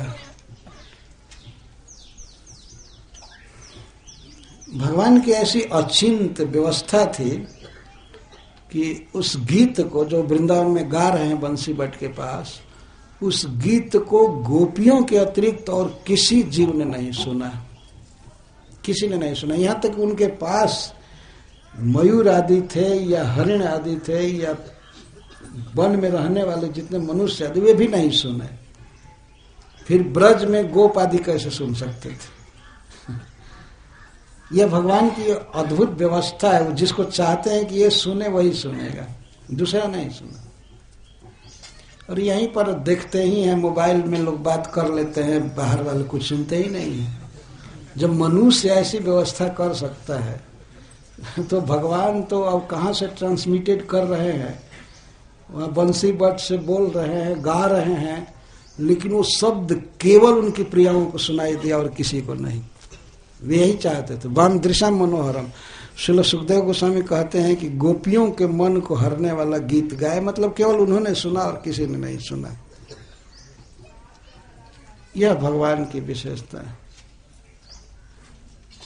और यहाँ पर खुले में कोई गीत गावे और सोचे कि ये आदमी सुने वो न सुने, संभव नहीं है ना। खुला में गीत गाए। तो बंसी भट्ट के निकट, बंसी भट्ट के नीचे भगवान गा रहे थे। कलम गीतम। कभी कभी वैष्णव आचार्य जन सोचते हैं कि क्या गीत गाए भगवान। ओहो, उस समय कोई रिकॉर्डर होता है और रिकॉर्डिंग किया गया होता है, कितना सुंदर, कितना मधुर गा रहे होंगे। और वह उस गीत का एक ही तात्पर्य था, अपनी प्रियाओं को बुलाना, ब्रज वन में बुलाना, इसी के लिए गा रहे थे। किसी दूती को नहीं भेजे, किसी व्यक्ति को नहीं भेजे, गा रहे। इसीलिए बंसी प्रिय सखी, बंसी ही दूती का काम करती है भगवान की लीला में। बांसुरी ही बुला लेते, जहां से जिसको बुलाना हो बुला लेती है। ऐसा मधुर गीत गाया भगवान ने, अद्भुत था वो गीत। अब तो ये भक्तों के मानसिक चिंतन के लिए सुखदेव गोस्वामी छोड़ रहे हैं कि आप विचार कीजिए कितना मधुर गीत होगा, क्या होगा। कलम, कल का अर्थ ऐसे होता है मधुर, कलम मधुरम, परंतु यहाँ कलम का अर्थ है भगवान जो बांसुरी पर गीत गा रहे थे, आवाज कम निकल रही थी, साफ साफ शब्द नहीं निकल रहा था, लेकिन बहुत मधुर ट्यूनिंग था, बहुत मधुर, बहुत मधुर। ऐसा गोपियों को जब वो सुनाई पड़ा तो ऐसे वे चल दी जैसे लगता था कि उनको कोई रस्सी से बांध करके खींच रहा। इतना मोहन मंत्र था उस बांसुरी के तान में। तान ऐसी बजाते हैं। एक बार तुलसीदास जी ने पूछा नंददास जी से, नंददास जी उनके भाई लगते थे या गुरु भाई, तो शुरू में शायद उनके वंश के ही थे। तो तुलसीदास जी ने कहा उनसे एक बार कि भगवान राम में क्या कमी हुई कि आप वृंदावन बिहारी के दीवाना हो गए। क्या आप इस क्षेत्र के हैं, अयोध्या की तरफ के, चित्रकूट के तरफ के, क्या जरूरत थी बंसी वाले की तरफ जाने की। तो उन्होंने एक दोहा लिखा है, कहा कमी रघुनाथ में छाड़ दियो जो बान। आप पहले तो राम के भक्त थे, तो राम में क्या कमी देखे कि आप अभी छोड़ दिए राम को और कृष्ण को ग्रहण कर लिए। तो उस दोहा की पूर्ति की नंददास जी ने। तुलसीदास जी ने कहा कि कहा कमी रघुनाथ में, छाड़ दियो जो बान। बान माने आदत, राम भक्ति की आदत छोड़ दी। तो नंददास जी पूरा करते हैं, मन बैरागी होए गयो सुन बंसी की तान। हम क्या करें। और इनके पास तो वही धनुष बाण है, उसमें कोई आवाज है नहीं। तो बांसुरी की तान सुनकर मन बैरागी हो गया। अब हम क्या करें। मतलब भाग गया वृंदावन लेकर, खींच करके आया। वेणु माधुरी, रूप गोस्वामी पाद जी भगवान के जब माधुर्य का वर्णन करते हैं तो उसमें एक वेणु माधुरी अद्भुत। और यह वेणु न भगवान राम के पास है, न विष्णु भगवान के पास है। एक गदा धनुष आदि है, उसी को भांजते रहे, जो भी करना है करें। लेकिन गीत तो गाने वाले वास्तव में श्याम सुंदर हैं। अद्भुत गीत, अद्भुत नृत्य, अद्भुत बाजा। ये बांसुरी ने क्या क्या कर दिया है। इसी पर हजारों लाखों कविताएं बांसुरी ने ये किया, ये किया, वो किया, ये किया, ये किया। तो भगवान के इस रास विहार में वेणु वादन, वेणु एक मुख्य अंग है भगवान का सहायक। जगो कलम बांदेशा मनोहरम, बहुत सुंदर गाया। और अब श्री सुखदेव गोस्वामी कहते हैं, निशम्य गीतम तदनंग वर्धनम ब्रज स्त्रियो कृष्ण गृहीत मानसः आजग्मुरन्योन्यमलक्षितोद्यमा सजत कांतो जलोलकुंडलः। श्रीपद श्रीधर स्वामी जी लिखते हैं, अन्य तु तद्गीतम न श्रुतवन्तः किंतु तेन ताएव चकृष्टा। अन्य लोग, कोई भी व्यक्ति इस गीत को नहीं सुन पाए। भगवान की प्रेयसियां श्री गोपियां ही केवल उस गीत को सुनी। और ऐसा नहीं कि सारे स्त्रियों ने सुना, नहीं, स्त्रियों में भी सबने नहीं सुना। जसोदा ने नहीं सुना और किसी ने नहीं सुना, रोहिणी ने नहीं सुना, और जो मातृभाव वाली गोपियां थी वे नहीं सुनी। केवल भगवान की प्रेयसियों ने सुना बस। और उस वेणु गीत के द्वारा वे किस तरह आकृष्ट हुए इसका वर्णन करते हैं। तत् अनंग वर्धनम गीतम निशम्य कृष्ण गृहीत मानसाः ब्रजस्त्रियः अनन्यम अलक्षितोद्यमः जवलोल कुंडला जत्र सह कांतः तत्र आजग्मु। जवलोल कुंडला तद गीतम निशम्य, उस गीत को सुनकर भगवत प्रेयसियां श्री गोपियां जहां प्रियतम श्याम सुंदर थे वहां आ गई। आजग्मु, उस गीत के विषय में श्री सुखदेव गोस्वामी कहते हैं, तद अनंग वर्धनम गीतम, अनंग को बढ़ाने वाला गीत था। शास्त्र कहता है कि अनंग का अर्थ है भगवत विषयक काम। भगवत विषयक काम, इसको अनंग कहा गया। अनंग का एक अर्थ होता है पूर्ण। और किसी भी व्यक्ति के मन में कोई इच्छा होती है, किसी भी प्रकार की जो इच्छा होती है, यदि भगवान के प्रति वो इच्छा की जाए तो उसे अनंग कहा गया है। वो पूर्ण इच्छा है, पूर्ण काम है, पूर्ण काम। यदि किसी को भगवान को छूने की इच्छा हो रही है, या भगवान से बात करने की इच्छा हो रही है, भगवान को खिलाने की इच्छा हो रही है, या भगवान के द्वारा सुख पाने की इच्छा हो रही है, या उनको सुखी करने की इच्छा हो रही है, तो इसको शास्त्र में अनंग कहा गया है। वैसे यथाश्रुत अर्थ अगर कोई करे तो अनंग का अर्थ होता है काम। परंतु यहाँ पर गोपियों के लिए इस निकृष्ट शब्द का प्रयोग करना ही बहुत बड़ा अपराध होगा। सुखदेव गोस्वामी कैसे भूल कर सकते थे। तो अनंग वर्धनम का अर्थ है कृष्ण रति वर्धक, कृष्ण में प्रीति बढ़ाने वाला गीत था। भगवान के गीत में वह महामोहन था, वह उच्चाटन मंत्र था जो गोपियों में वर्तमान कृष्ण प्रेम को धधका दिया, और अधिक धधका दिया। ठीक उस तरह से एक टीकाकार कहते हैं जैसे आग कहीं है, वर्तमान है और ईंधन भी है, लेकिन मुख से जब फूंकते हैं उसको, कभी कभी लोग बांस से फूंकते हैं, बांस रहता है, उससे फूंकते हैं तो आग बढ़ जाती, धधक जाती है। मानो भगवान कृष्ण ने इस तरह से किया। गोपियों में तो पहले से ही कृष्ण का राग है, कृष्ण के प्रति दिव्य प्रेम है, काम है। प्रेमैव गोप रामाणाम काम इत्यगमत प्रथा।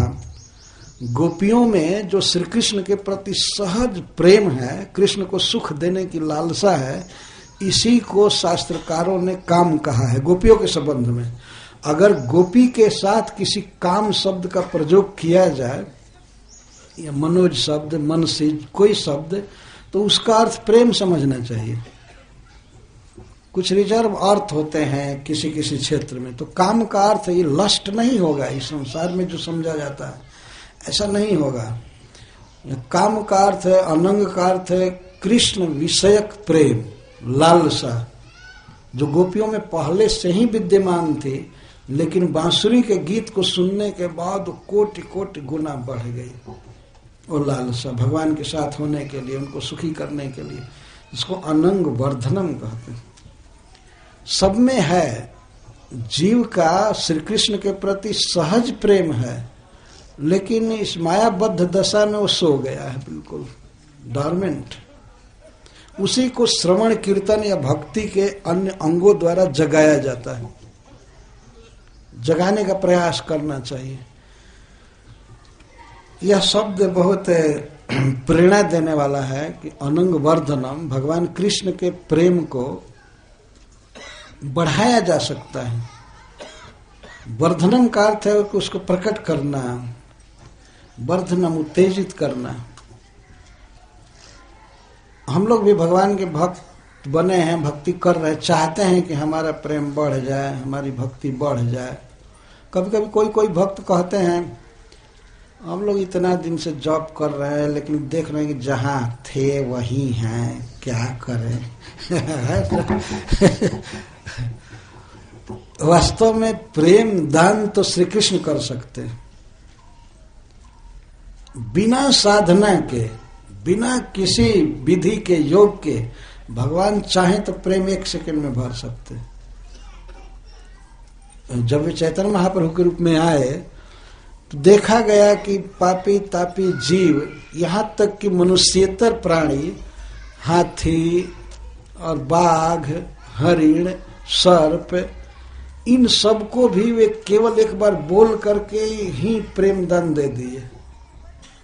यह आश्चर्य है। ईश्वर के हाथ में सब कुछ है, भगवान के हाथ में सब कुछ है। हमारे प्रेम को बढ़ाना ये श्री कृष्ण के हाथ में है। श्री कृष्ण जब देखते हैं कि यह व्यक्ति भक्ति कर रहा है, श्रवण कीर्तन आदि कर रहा है, तो प्रसन्न होकर के भीतर यहीं पर स्विच है, उसको ऑन करते हैं। वो परमात्मा के रूप में सबके हृदय में।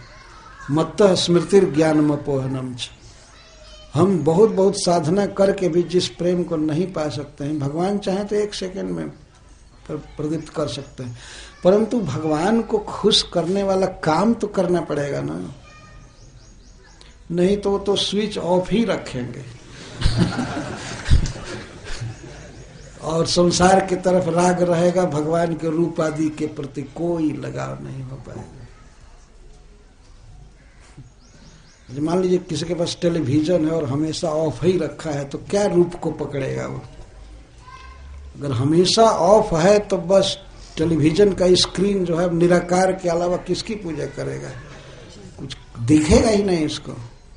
ऐसे ही कुछ मूढ़ों का जो चित्त है वास्तव में वो ऑफ है ईश्वर द्वारा, वो निराकार को ही समझेंगे, भगवान के दिव्य वेणु वादन स्वरूप को समझ ही नहीं पाएंगे। ये बहुत कठिन है समझ पाना। कठिन इसलिए है कि परमात्मा को, भगवान को खुश करने वाला काम ही नहीं कर रहे हैं। जब व्यक्ति भगवान की कथा सुनता है तब कृष्ण प्रसन्न होते हैं। ऐसा लिखा गया है भागवत में प्रविष्ट कर्ण रंध्र, कान के रास्ते से प्रवेश करके और हृदय के भाव कमल को शुद्ध कर देते हैं, साफ कर देते, विकसित कर देते हैं। तो यहाँ पर सुखदेव गोस्वामी कह रहे हैं तदनंग वर्धनम, गोपियों के अनंग को, कृष्ण विषयक प्रीति को धधकाने वाला वह गीत था। उसको सुन करके उनका प्रेम और अधिक बढ़ गया, और अधिक बढ़ गया। गोपियों में तो निःसीम प्रेम पहले से ही था। ऐसे शब्दों का प्रयोग किया तो बढ़ाना नहीं है गोपियों के प्रेम को, वो नित्य सिद्ध है और बढ़ा हुआ है। तथापि उस समय उनका धैर्य, लोक लज्जा और घर के काम धंधा आदि का ध्यान भी ध्वस्त हो गया, पूरा ध्वस्त हो गया। अब वहां रहने योग्य नहीं रह पाई। यह अर्थ है पूर्ण एकाग्र कर लिया चित्त को वेणु वादन ने, बांसुरी के स्वर ने, और वे इस तरह से भाग आई। आजगमु कृष्ण गृहीत मानसा, कृष्ण ने, प्रियतम श्याम सुंदर ने तो पहले से ही उनके चित्त को पकड़ लिया था। कृष्ण गृहीत मानसा का एक और भी विशेष अर्थ है कि वास्तव में गोपियों ने श्री कृष्ण में चित्त लगाने का प्रयास कभी नहीं किया। क्या कोई लगाने का प्रयास करे? जिसके चित्त को पहले से ही श्याम सुंदर पकड़ लिए हैं तो अब लगाना क्या बाकी है? पकड़ लिए थे, अर्थात गोपियों का मन भगवान के मुस्कान में, चाल में, बनमाला में, बांसुरी के गीत में, मुस्कान में, उनकी विविध लीलाओं में पहले से ही आसक्त हो गया था। उनका मन घर में कभी नहीं था, पति आदि की सेवा में उनका मन बिल्कुल नहीं था। किसी दूसरे का बच्चा है उसकी भी सेवा करो, उसको दूध पिलाओ आदि, इन सब में कभी मन नहीं था। केवल शरीर से कर रही थी। विवाह हुआ था, घर में पति थे और स्वजन थे तो स्वाभाविक करना था परबस, तो करती थी, लेकिन मन कभी नहीं लगा, एक सेकंड भी मन नहीं था घर में। उनका मन तो अपने प्रियतम के पास था, श्याम सुंदर के पास था।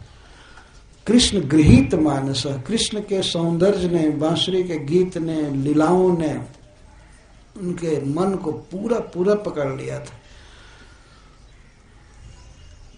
ऐसा सौभाग्य उनको मिला था। भगवान वहीं ब्रज में रह रहे थे, जिनकी कथा सुनने का हम लोग प्रयास कर रहे हैं, और कथा सुन करके सोचते हैं भगवान में मन लगे, प्रीति बढ़े। वही भगवान जहाँ पर रोज घूमते रहते थे और मुस्कुरा करके किसी गोपी पर देखना, संकेत करना, नाचना, गाना, बोलना, और उनका मन कैसे संसार में रह सकता था।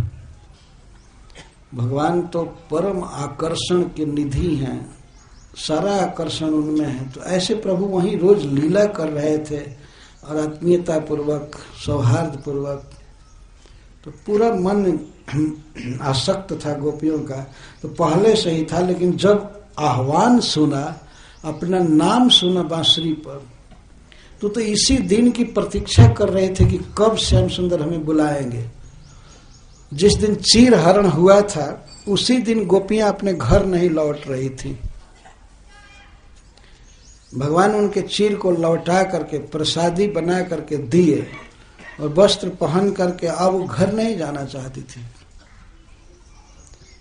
कभी मन में कल्पना भी नहीं आ रही थी कि घर जाना है, सोच ही नहीं रही थी। भगवान उनको कहे, जाता बला ब्रजम सिद्धा मयमा रंग सथक छपा, हे मेरी प्रियाओं, हे अबलाओं, तुम लोग अपने अपने घर लौट जाओ। लेकिन गोपियां इसके लिए नहीं थी, कभी उन्होंने नहीं सोचा कि घर जाना आवश्यक है। तो भगवान ने कहा कि ठीक है, तुम आज लौट जाओ, आगामी शरद काल की रात्रियों में मेरे साथ तुम्हारा विहार होगा।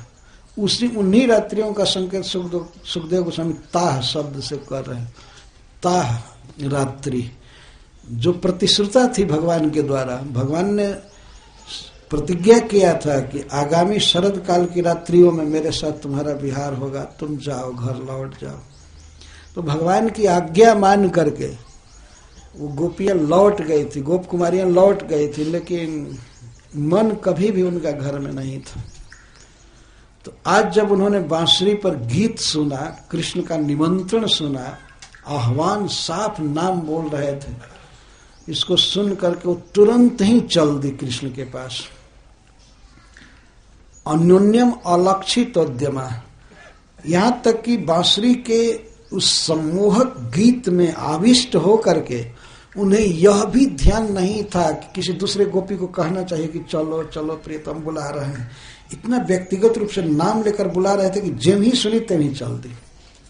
यहां तक कि उस दिन ललिता जी को भी ये ध्यान नहीं आया कि राधा रानी को लेकर के चलना चाहिए। बांसुरी के गीत में इतना मोहन था, इतना आकर्षण था कि ये सब जुत भेद आदि और उसके साथ चलो उसके साथ चलो, उसको कहो, किसी को नहीं, ये विचार ही नहीं आया कहने का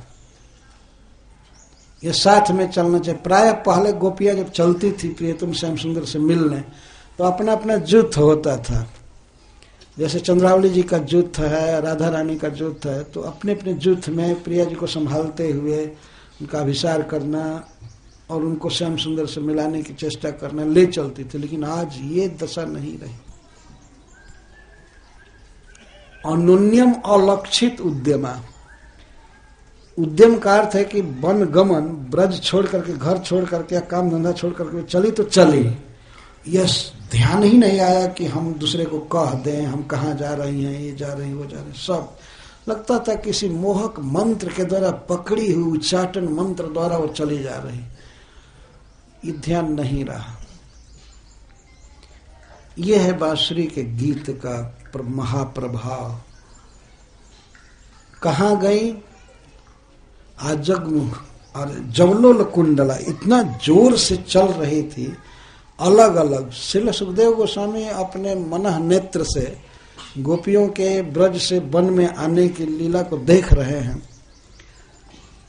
ऐसा संभव है कि हो सकता है कि 10 गोपी एक साथ चल रही हैं, लेकिन एक दूसरे को ध्यान नहीं है को मेरे साथ चल रही है और न बातचीत कर रही है। उसका मन तो प्रियतम के मुख से निःसृत बांसुरी के गीत पर है और गीत सुनती जा रही है, खिंचती हुई चली जा रही है। कोई ध्यान नहीं कि मेरे साथ ललिता चल रही है, विशाखा चल रही है, चंद्रावली चल रही है या व्यास श्यामला कौन चल रही है, इसका कोई ध्यान नहीं। सब अकेले अकेले चल रहे हैं उन्मत्त की तरह बिल्कुल। अनुन्यम अलक्षितोद्यमा से उनके उस आवेश का वर्णन किया जा रहा है। तो गीत को लक्ष्य करके चली जा रही है और दिग्भ्रम भी नहीं हुआ। दिग्भ्रम का अर्थ ये नहीं कि रात्रि में चली हैं तो कोई इधर चली जाए कोई उधर भूल जाए। बांसुरी का गीत जिधर से आ रहा था बस चली उधर चली, रास्ता नहीं भूली। मानो बांसुरी का गीत ही उनका नेता बनकर ले जा रहा था। तो उस तरह से चली कि उतना तो रस्सी से बांध करके खींचने पर भी कोई नहीं जाएगा जितना वो जा रही थी, बिल्कुल टान हो रहा था। जिस दिन के जिस सौभाग्य में दिवस की प्रतीक्षा कर रही थी कि प्रियतम हमें बुलाएंगे वृंदावन में, और उस दिन हम घर का काम धंधा सब कुछ, पति पुत्र लोक धर्म वेद धर्म सब छोड़ करके और कब प्रियतम श्याम सुंदर को सुखी करेंगी, इस भावना में रहती थी। और वही प्रियतम आज बुला रहा है तो अब घर के काम की पूर्णता पर ध्यान नहीं गया। तो सुखदेव गोस्वामी वर्णन किए हैं कि जो जो काम कर रही थी वही काम छोड़ करके चल दी। ऐसा नहीं कि थोड़ा पूरा कर लें, थोड़ा ये कर लें वो कर लें, नहीं। किसी का मन यदि घर के काम में रहे तब तो पूरा करना चाहे ना। पहले से ही मन नहीं था, केवल शरीर लगा था, और आज बांसुरी के गीत ने तो शरीर को भी खींच लिया। अब किसी काम की पूर्णता पर किसी का ध्यान नहीं गया। जैसे श्रील सुखदेव गोस्वामी आगे वर्णन करते हैं, दुहंतो भी ययो काशी दोहम हित्वा समुत्सुकः पयोधि श्रित संयावम अनुद्वास्य पराययुः। कोई कोई गोपियां गाय दुहवा रही थी, दुहंत। यह सहज जाति कर्म है, गोप वंश की हैं तो गायों के दूहने में सहायता करना, दूध को लेना, बछड़े को खोलना, या कोई कोई गोपी स्वयं ही दूध दूह रही थी। तो जिम ही प्रियतम के मुख से बांसुरी के गीत में अपना नाम सुनाई पड़ा, बस वहीं दूहना छोड़ दोहम हित्वा, जो दूहा गया, दोहम का अर्थ है दूध, जिसको दूहा गया था, कुछ बकेट में या पूरा में, बर्तन में जो दूध दुहा गया था, ऐसा नहीं कि दूध को घर पहुंचा दे इसके बाद चले, दूध का मटका या बाल्टी सब वहीं गिरा वो चली। और गाय का जो पैर नोया गया था, बांधा गया था, गाय का पिछला पैर, वो ऐसे ही रह गई, वो खोलने का ध्यान नहीं गया। या बछड़ा जो बांधा गया था दूसरे खूंटे में, वो भी वैसे ही रह गया, कुछ भी ध्यान नहीं गया कि बछड़े को खोल दे, गाय को खोल दे, दूध को घर पहुंचा दे, दूध गिरे या मरे कुछ भी हो, इसका तो ध्यान ही नहीं गया। ये है गोपियों का सहज अधिकार, इसकी कोई कल्पना नहीं कर सकता। एक महासन्यासी जिसका मन वैराग्य की ज्वाला से प्रदीप्त है, वह व्यक्ति भी घर छोड़ने में हिचक नहीं करता है, सब कुछ छोड़ देता है नरक समझ करके, पर ब्रह्म की, भगवान की खोज करता है किसी तीर्थ में जा करके। तो वह भी, लेकिन त्याग जो करता है तो पहले घर के लोगों से मिल लेता है, ये काम ठीक से होना चाहिए, ये होना चाहिए, ऐसा होना चाहिए, होना चाहिए, तब जा करके वो घर छोड़ता है। गोपियों के त्याग की तो कोई समानता है ही नहीं, इस तरह से त्याग किया। दुहन्त्यो भी ययुः काशी दोहम हित्वा समुत्सुका, और दुहना छोड़ करके, दुहा हुआ दूध छोड़ करके, गाय छोड़कर, बछड़ा छोड़ करके, और जो दूह रहे हैं पति, उनसे बिना पूछे चल दी। और वे सब तो पागल जैसे हो गए कि ये क्या हो गया, वो दौड़े हाथ पकड़ने के लिए, क्या हो गया, क्या हो गया, वो कुछ समझ नहीं रहे थे, क्योंकि उनको तो बांसुरी का गीत सुनाई नहीं पड़ रहा था। और अकस्मात वो समझी क्या हो गया, मृगी आ गई, इसको क्या हो गया है, कौन रोग आ गया, हे भगवान, हमने तो इतना पूजा किया है देवताओं की, भगवान नारायण की, हमारी पत्नी को क्या हो गया, क्या दशा हो गई। वो तो वो पुकारा अपने सास, अपनी माँ को, अपने पिता को, अपने भाइयों को, इधर उधर पकड़ो, इधर गई, क्या हुआ कुछ पता नहीं चल रहा है। और वो तो गई श्याम सुंदर के पास। उन्होंने बहुत रोकने का प्रयास किया, श्री सुखदेव गोस्वामी आगे वर्णन करेंगे। ता वार्जमाण पत भी पितृभी भ्रातृबंधु भी गोविंदापहृतात्मा न निवर्तन्त मोहिता। वे रोक रहे थे, बाह पकड़ रहे थे, किवाड़ बंद कर रहे थे, जबरदस्ती कर रहे थे। एक तरफ ये रोक रहे, उधर गोविंद खींच रहे हैं, तो कौन विजयी होगा बताइए। गोविंदापहृतात्मा, गोविंद जिसको खींच रहे हैं उसको क्या दुनिया मिल करके रोक पाएगी। वे बांसुरी के गीत द्वारा खींच रहे थे, ये लोग रोक रहे थे, नहीं रोकी। न निवर्तन्त मोहिता, वे कृष्ण पर पूर्ण आसक्त मोहित थे, नहीं रुकी, कितना भी प्रयास किए। तो दुहंतो भी ययुः काशी दोहम हित्वा समुत्सुका।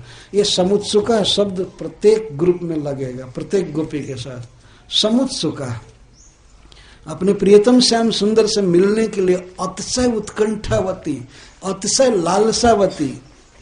और इस आह्वान को पा करके वे कैसे रुक सकती थी, कभी नहीं रुक सकते। जैसे कोई ब्रह्मपुत्र नदी की धारा को रोकना चाहे अपने व्यक्तिगत प्रयास से कि समुद्र में न जाए, या गंगा जी की धारा समुद्र में न जाए, उसके प्रयास से क्या होने वाला।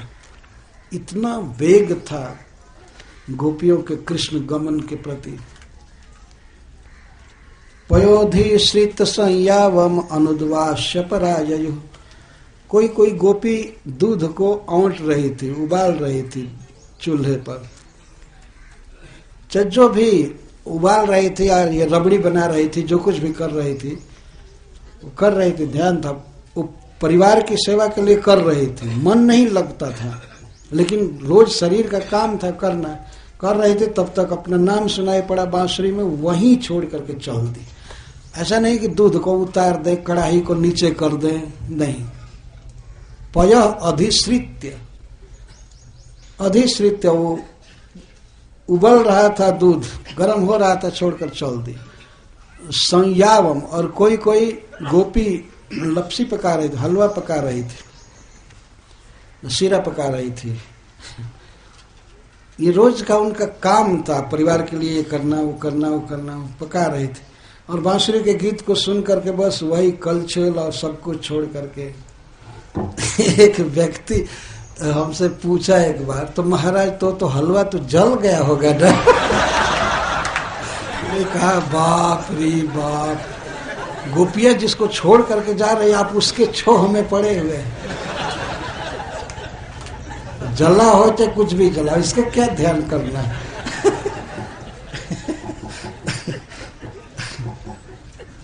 इस तरह से छोड़ना चाहिए घर को। बहुत कठोर सत्य है। और कम से कम उतना नहीं छोड़ो तो कम से कम कथा सुनने के लिए तो 7-8 दिन के लिए छोड़ो, है ना।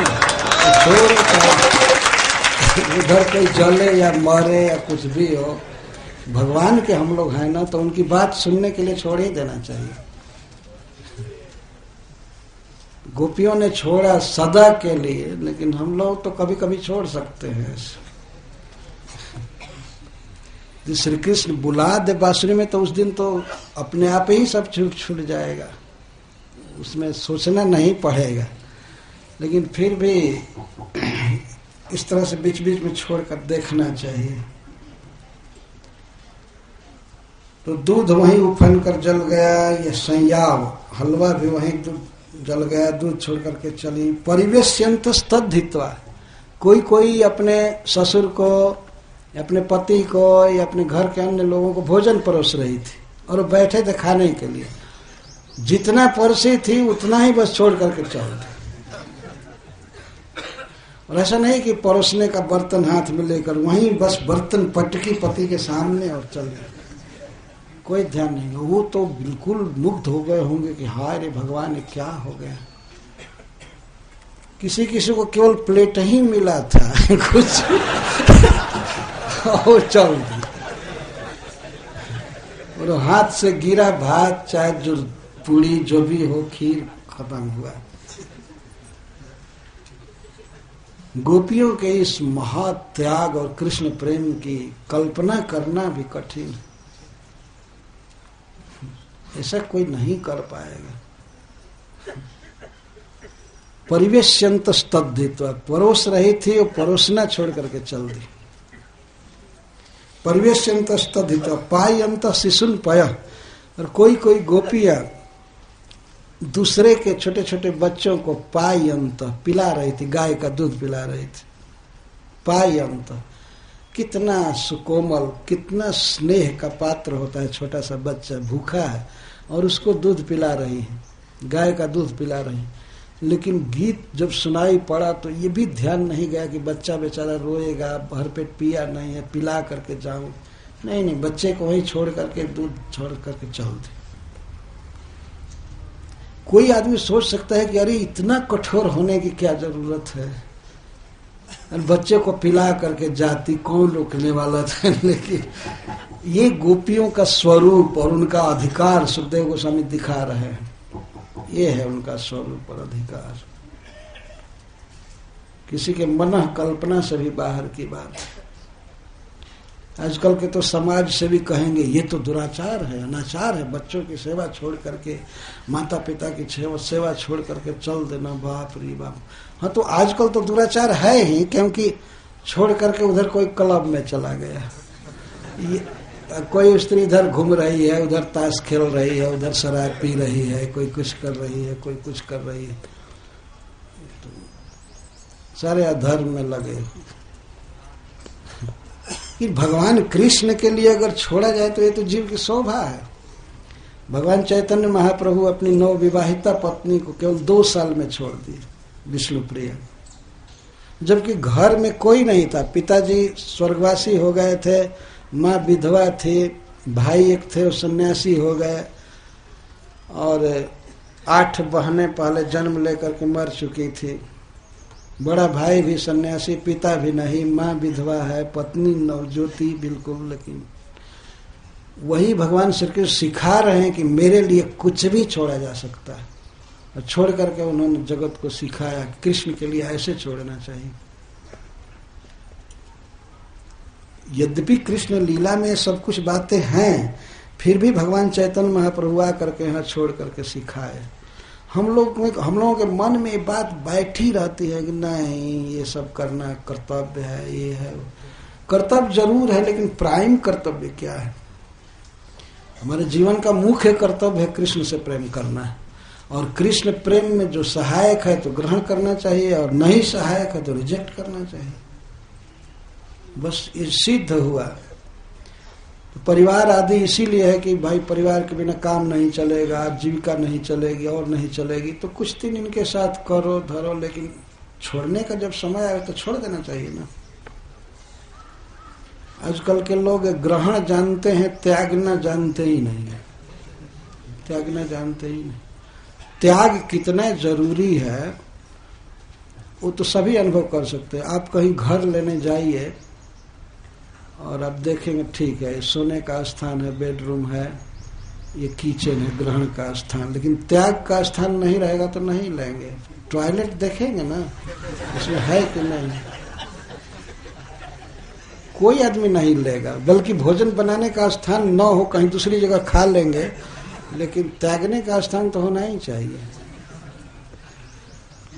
इसी तरह से पहले व्यक्ति को सीखना चाहिए कि कैसे संसार छोड़ा जाएगा, कैसे छोड़ा जाएगा, इसको सीखने की जरूरत है। ग्रहण तो सीखने की जरूरत नहीं पड़ती है, बस त्याग सीखना पड़ता है। वैराग्य विद्या निज भक्ति योगा शिक्षार्थ में कह पुरुष पुराण।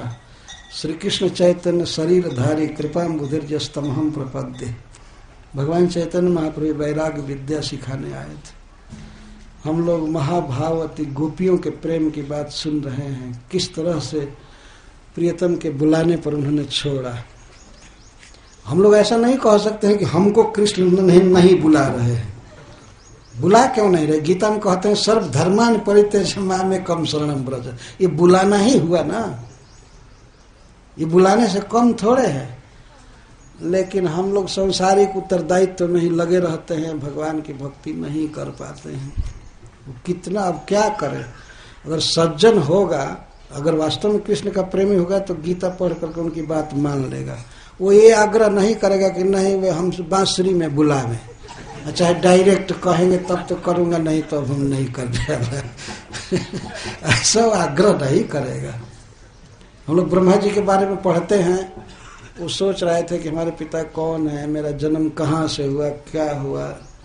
तब तक ऊपर से तप तप शब्द सुनाई पड़ा। बड़ी श्रद्धा से उन्होंने चित्त को एकाग्र करके तपस्या करना चालू कर दिया। भगवान की बात को माने, इसको श्रद्धा कहते हैं। केवल सुने, बोलने वाला नहीं दिखाई दिया, सुना तप तप तप करो, तपस्या करो, तपस्या करो। बहुत सुंदर तप किया दीर्घ काल तक। इसके बाद भगवान का दर्शन हुआ उनको। ये श्रीमद् भागवत में वर्णन है, दूसरे स्कंद। तप किए तो भगवान का वो सच्चा भक्त है जो भगवान की बात को गीता में भागवत में पढ़ करके मान लेता है और उसके अनुसार धर्म का आचरण करता है, वर्णाश्रम धर्म या जो भी, और समय पर या विशेष परिस्थिति में वो त्याग भी जानता है, कैसे त्यागा जाता है। ऐसा नहीं कि केवल जिंदगी भर बस पुत्र परिवार आदि की ही ममता में रह जाए और जीवन विफल हो जाए। यद्यपि गोपियों के अधिकार और की बात तो हम लोगों के लिए वो स्वप्न भी नहीं है, बहुत दूर है, लेकिन फिर भी कुछ वैसे सीखना चाहिए। उदाहरण,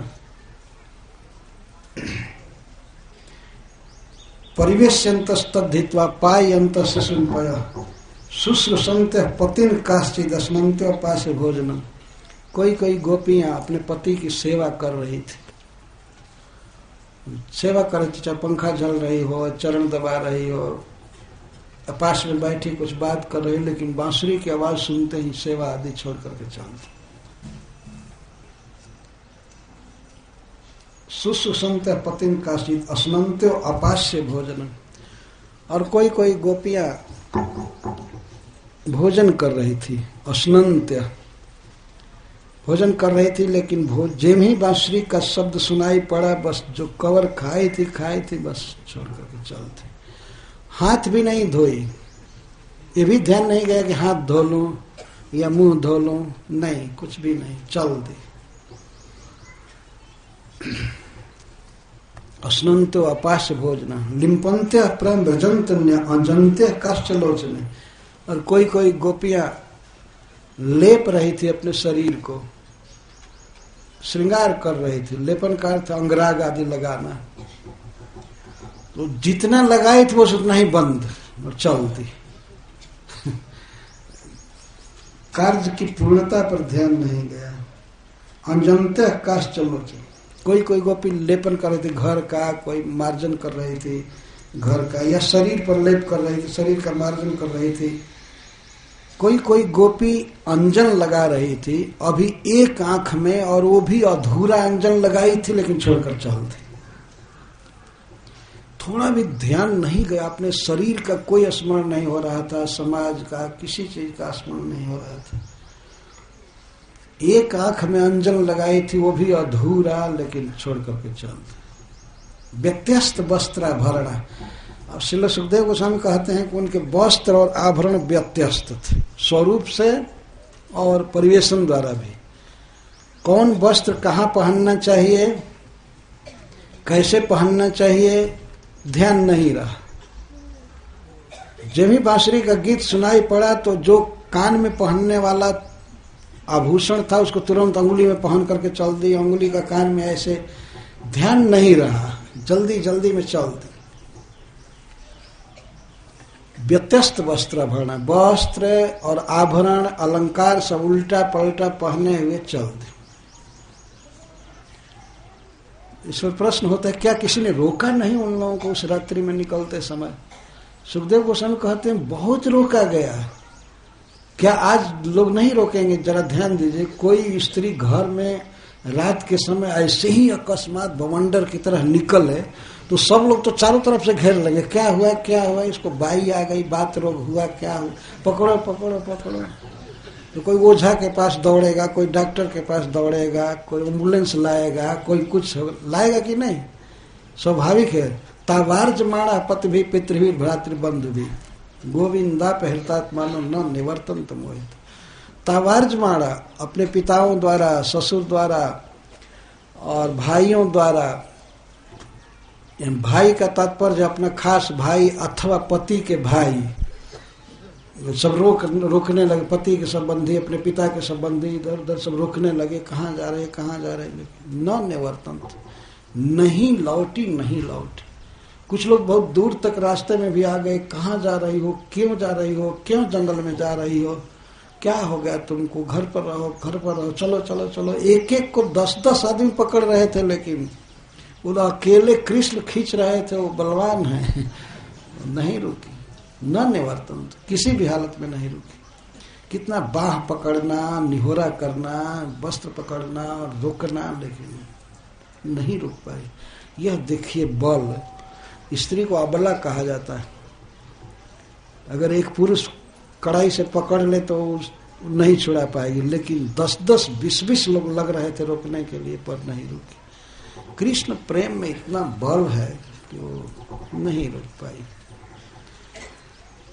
हम आगे वर्णन करेंगे किस तरह से भगवान उनसे बातचीत कर रहे हैं। अभी तो बीच में श्रील सुखदेव गोस्वामी कुछ बात कहेंगे तो महाराज परीक्षित प्रश्न करेंगे। कृष्ण को सामान्य मनुष्य समझती थी, फिर भी वे कैसे कर्म बंधन से मुक्त हो गए। एक बहुत सुंदर सिद्धांत है जिसका निरूपण अगले बैठक में किया जाएगा। हरे कृष्ण।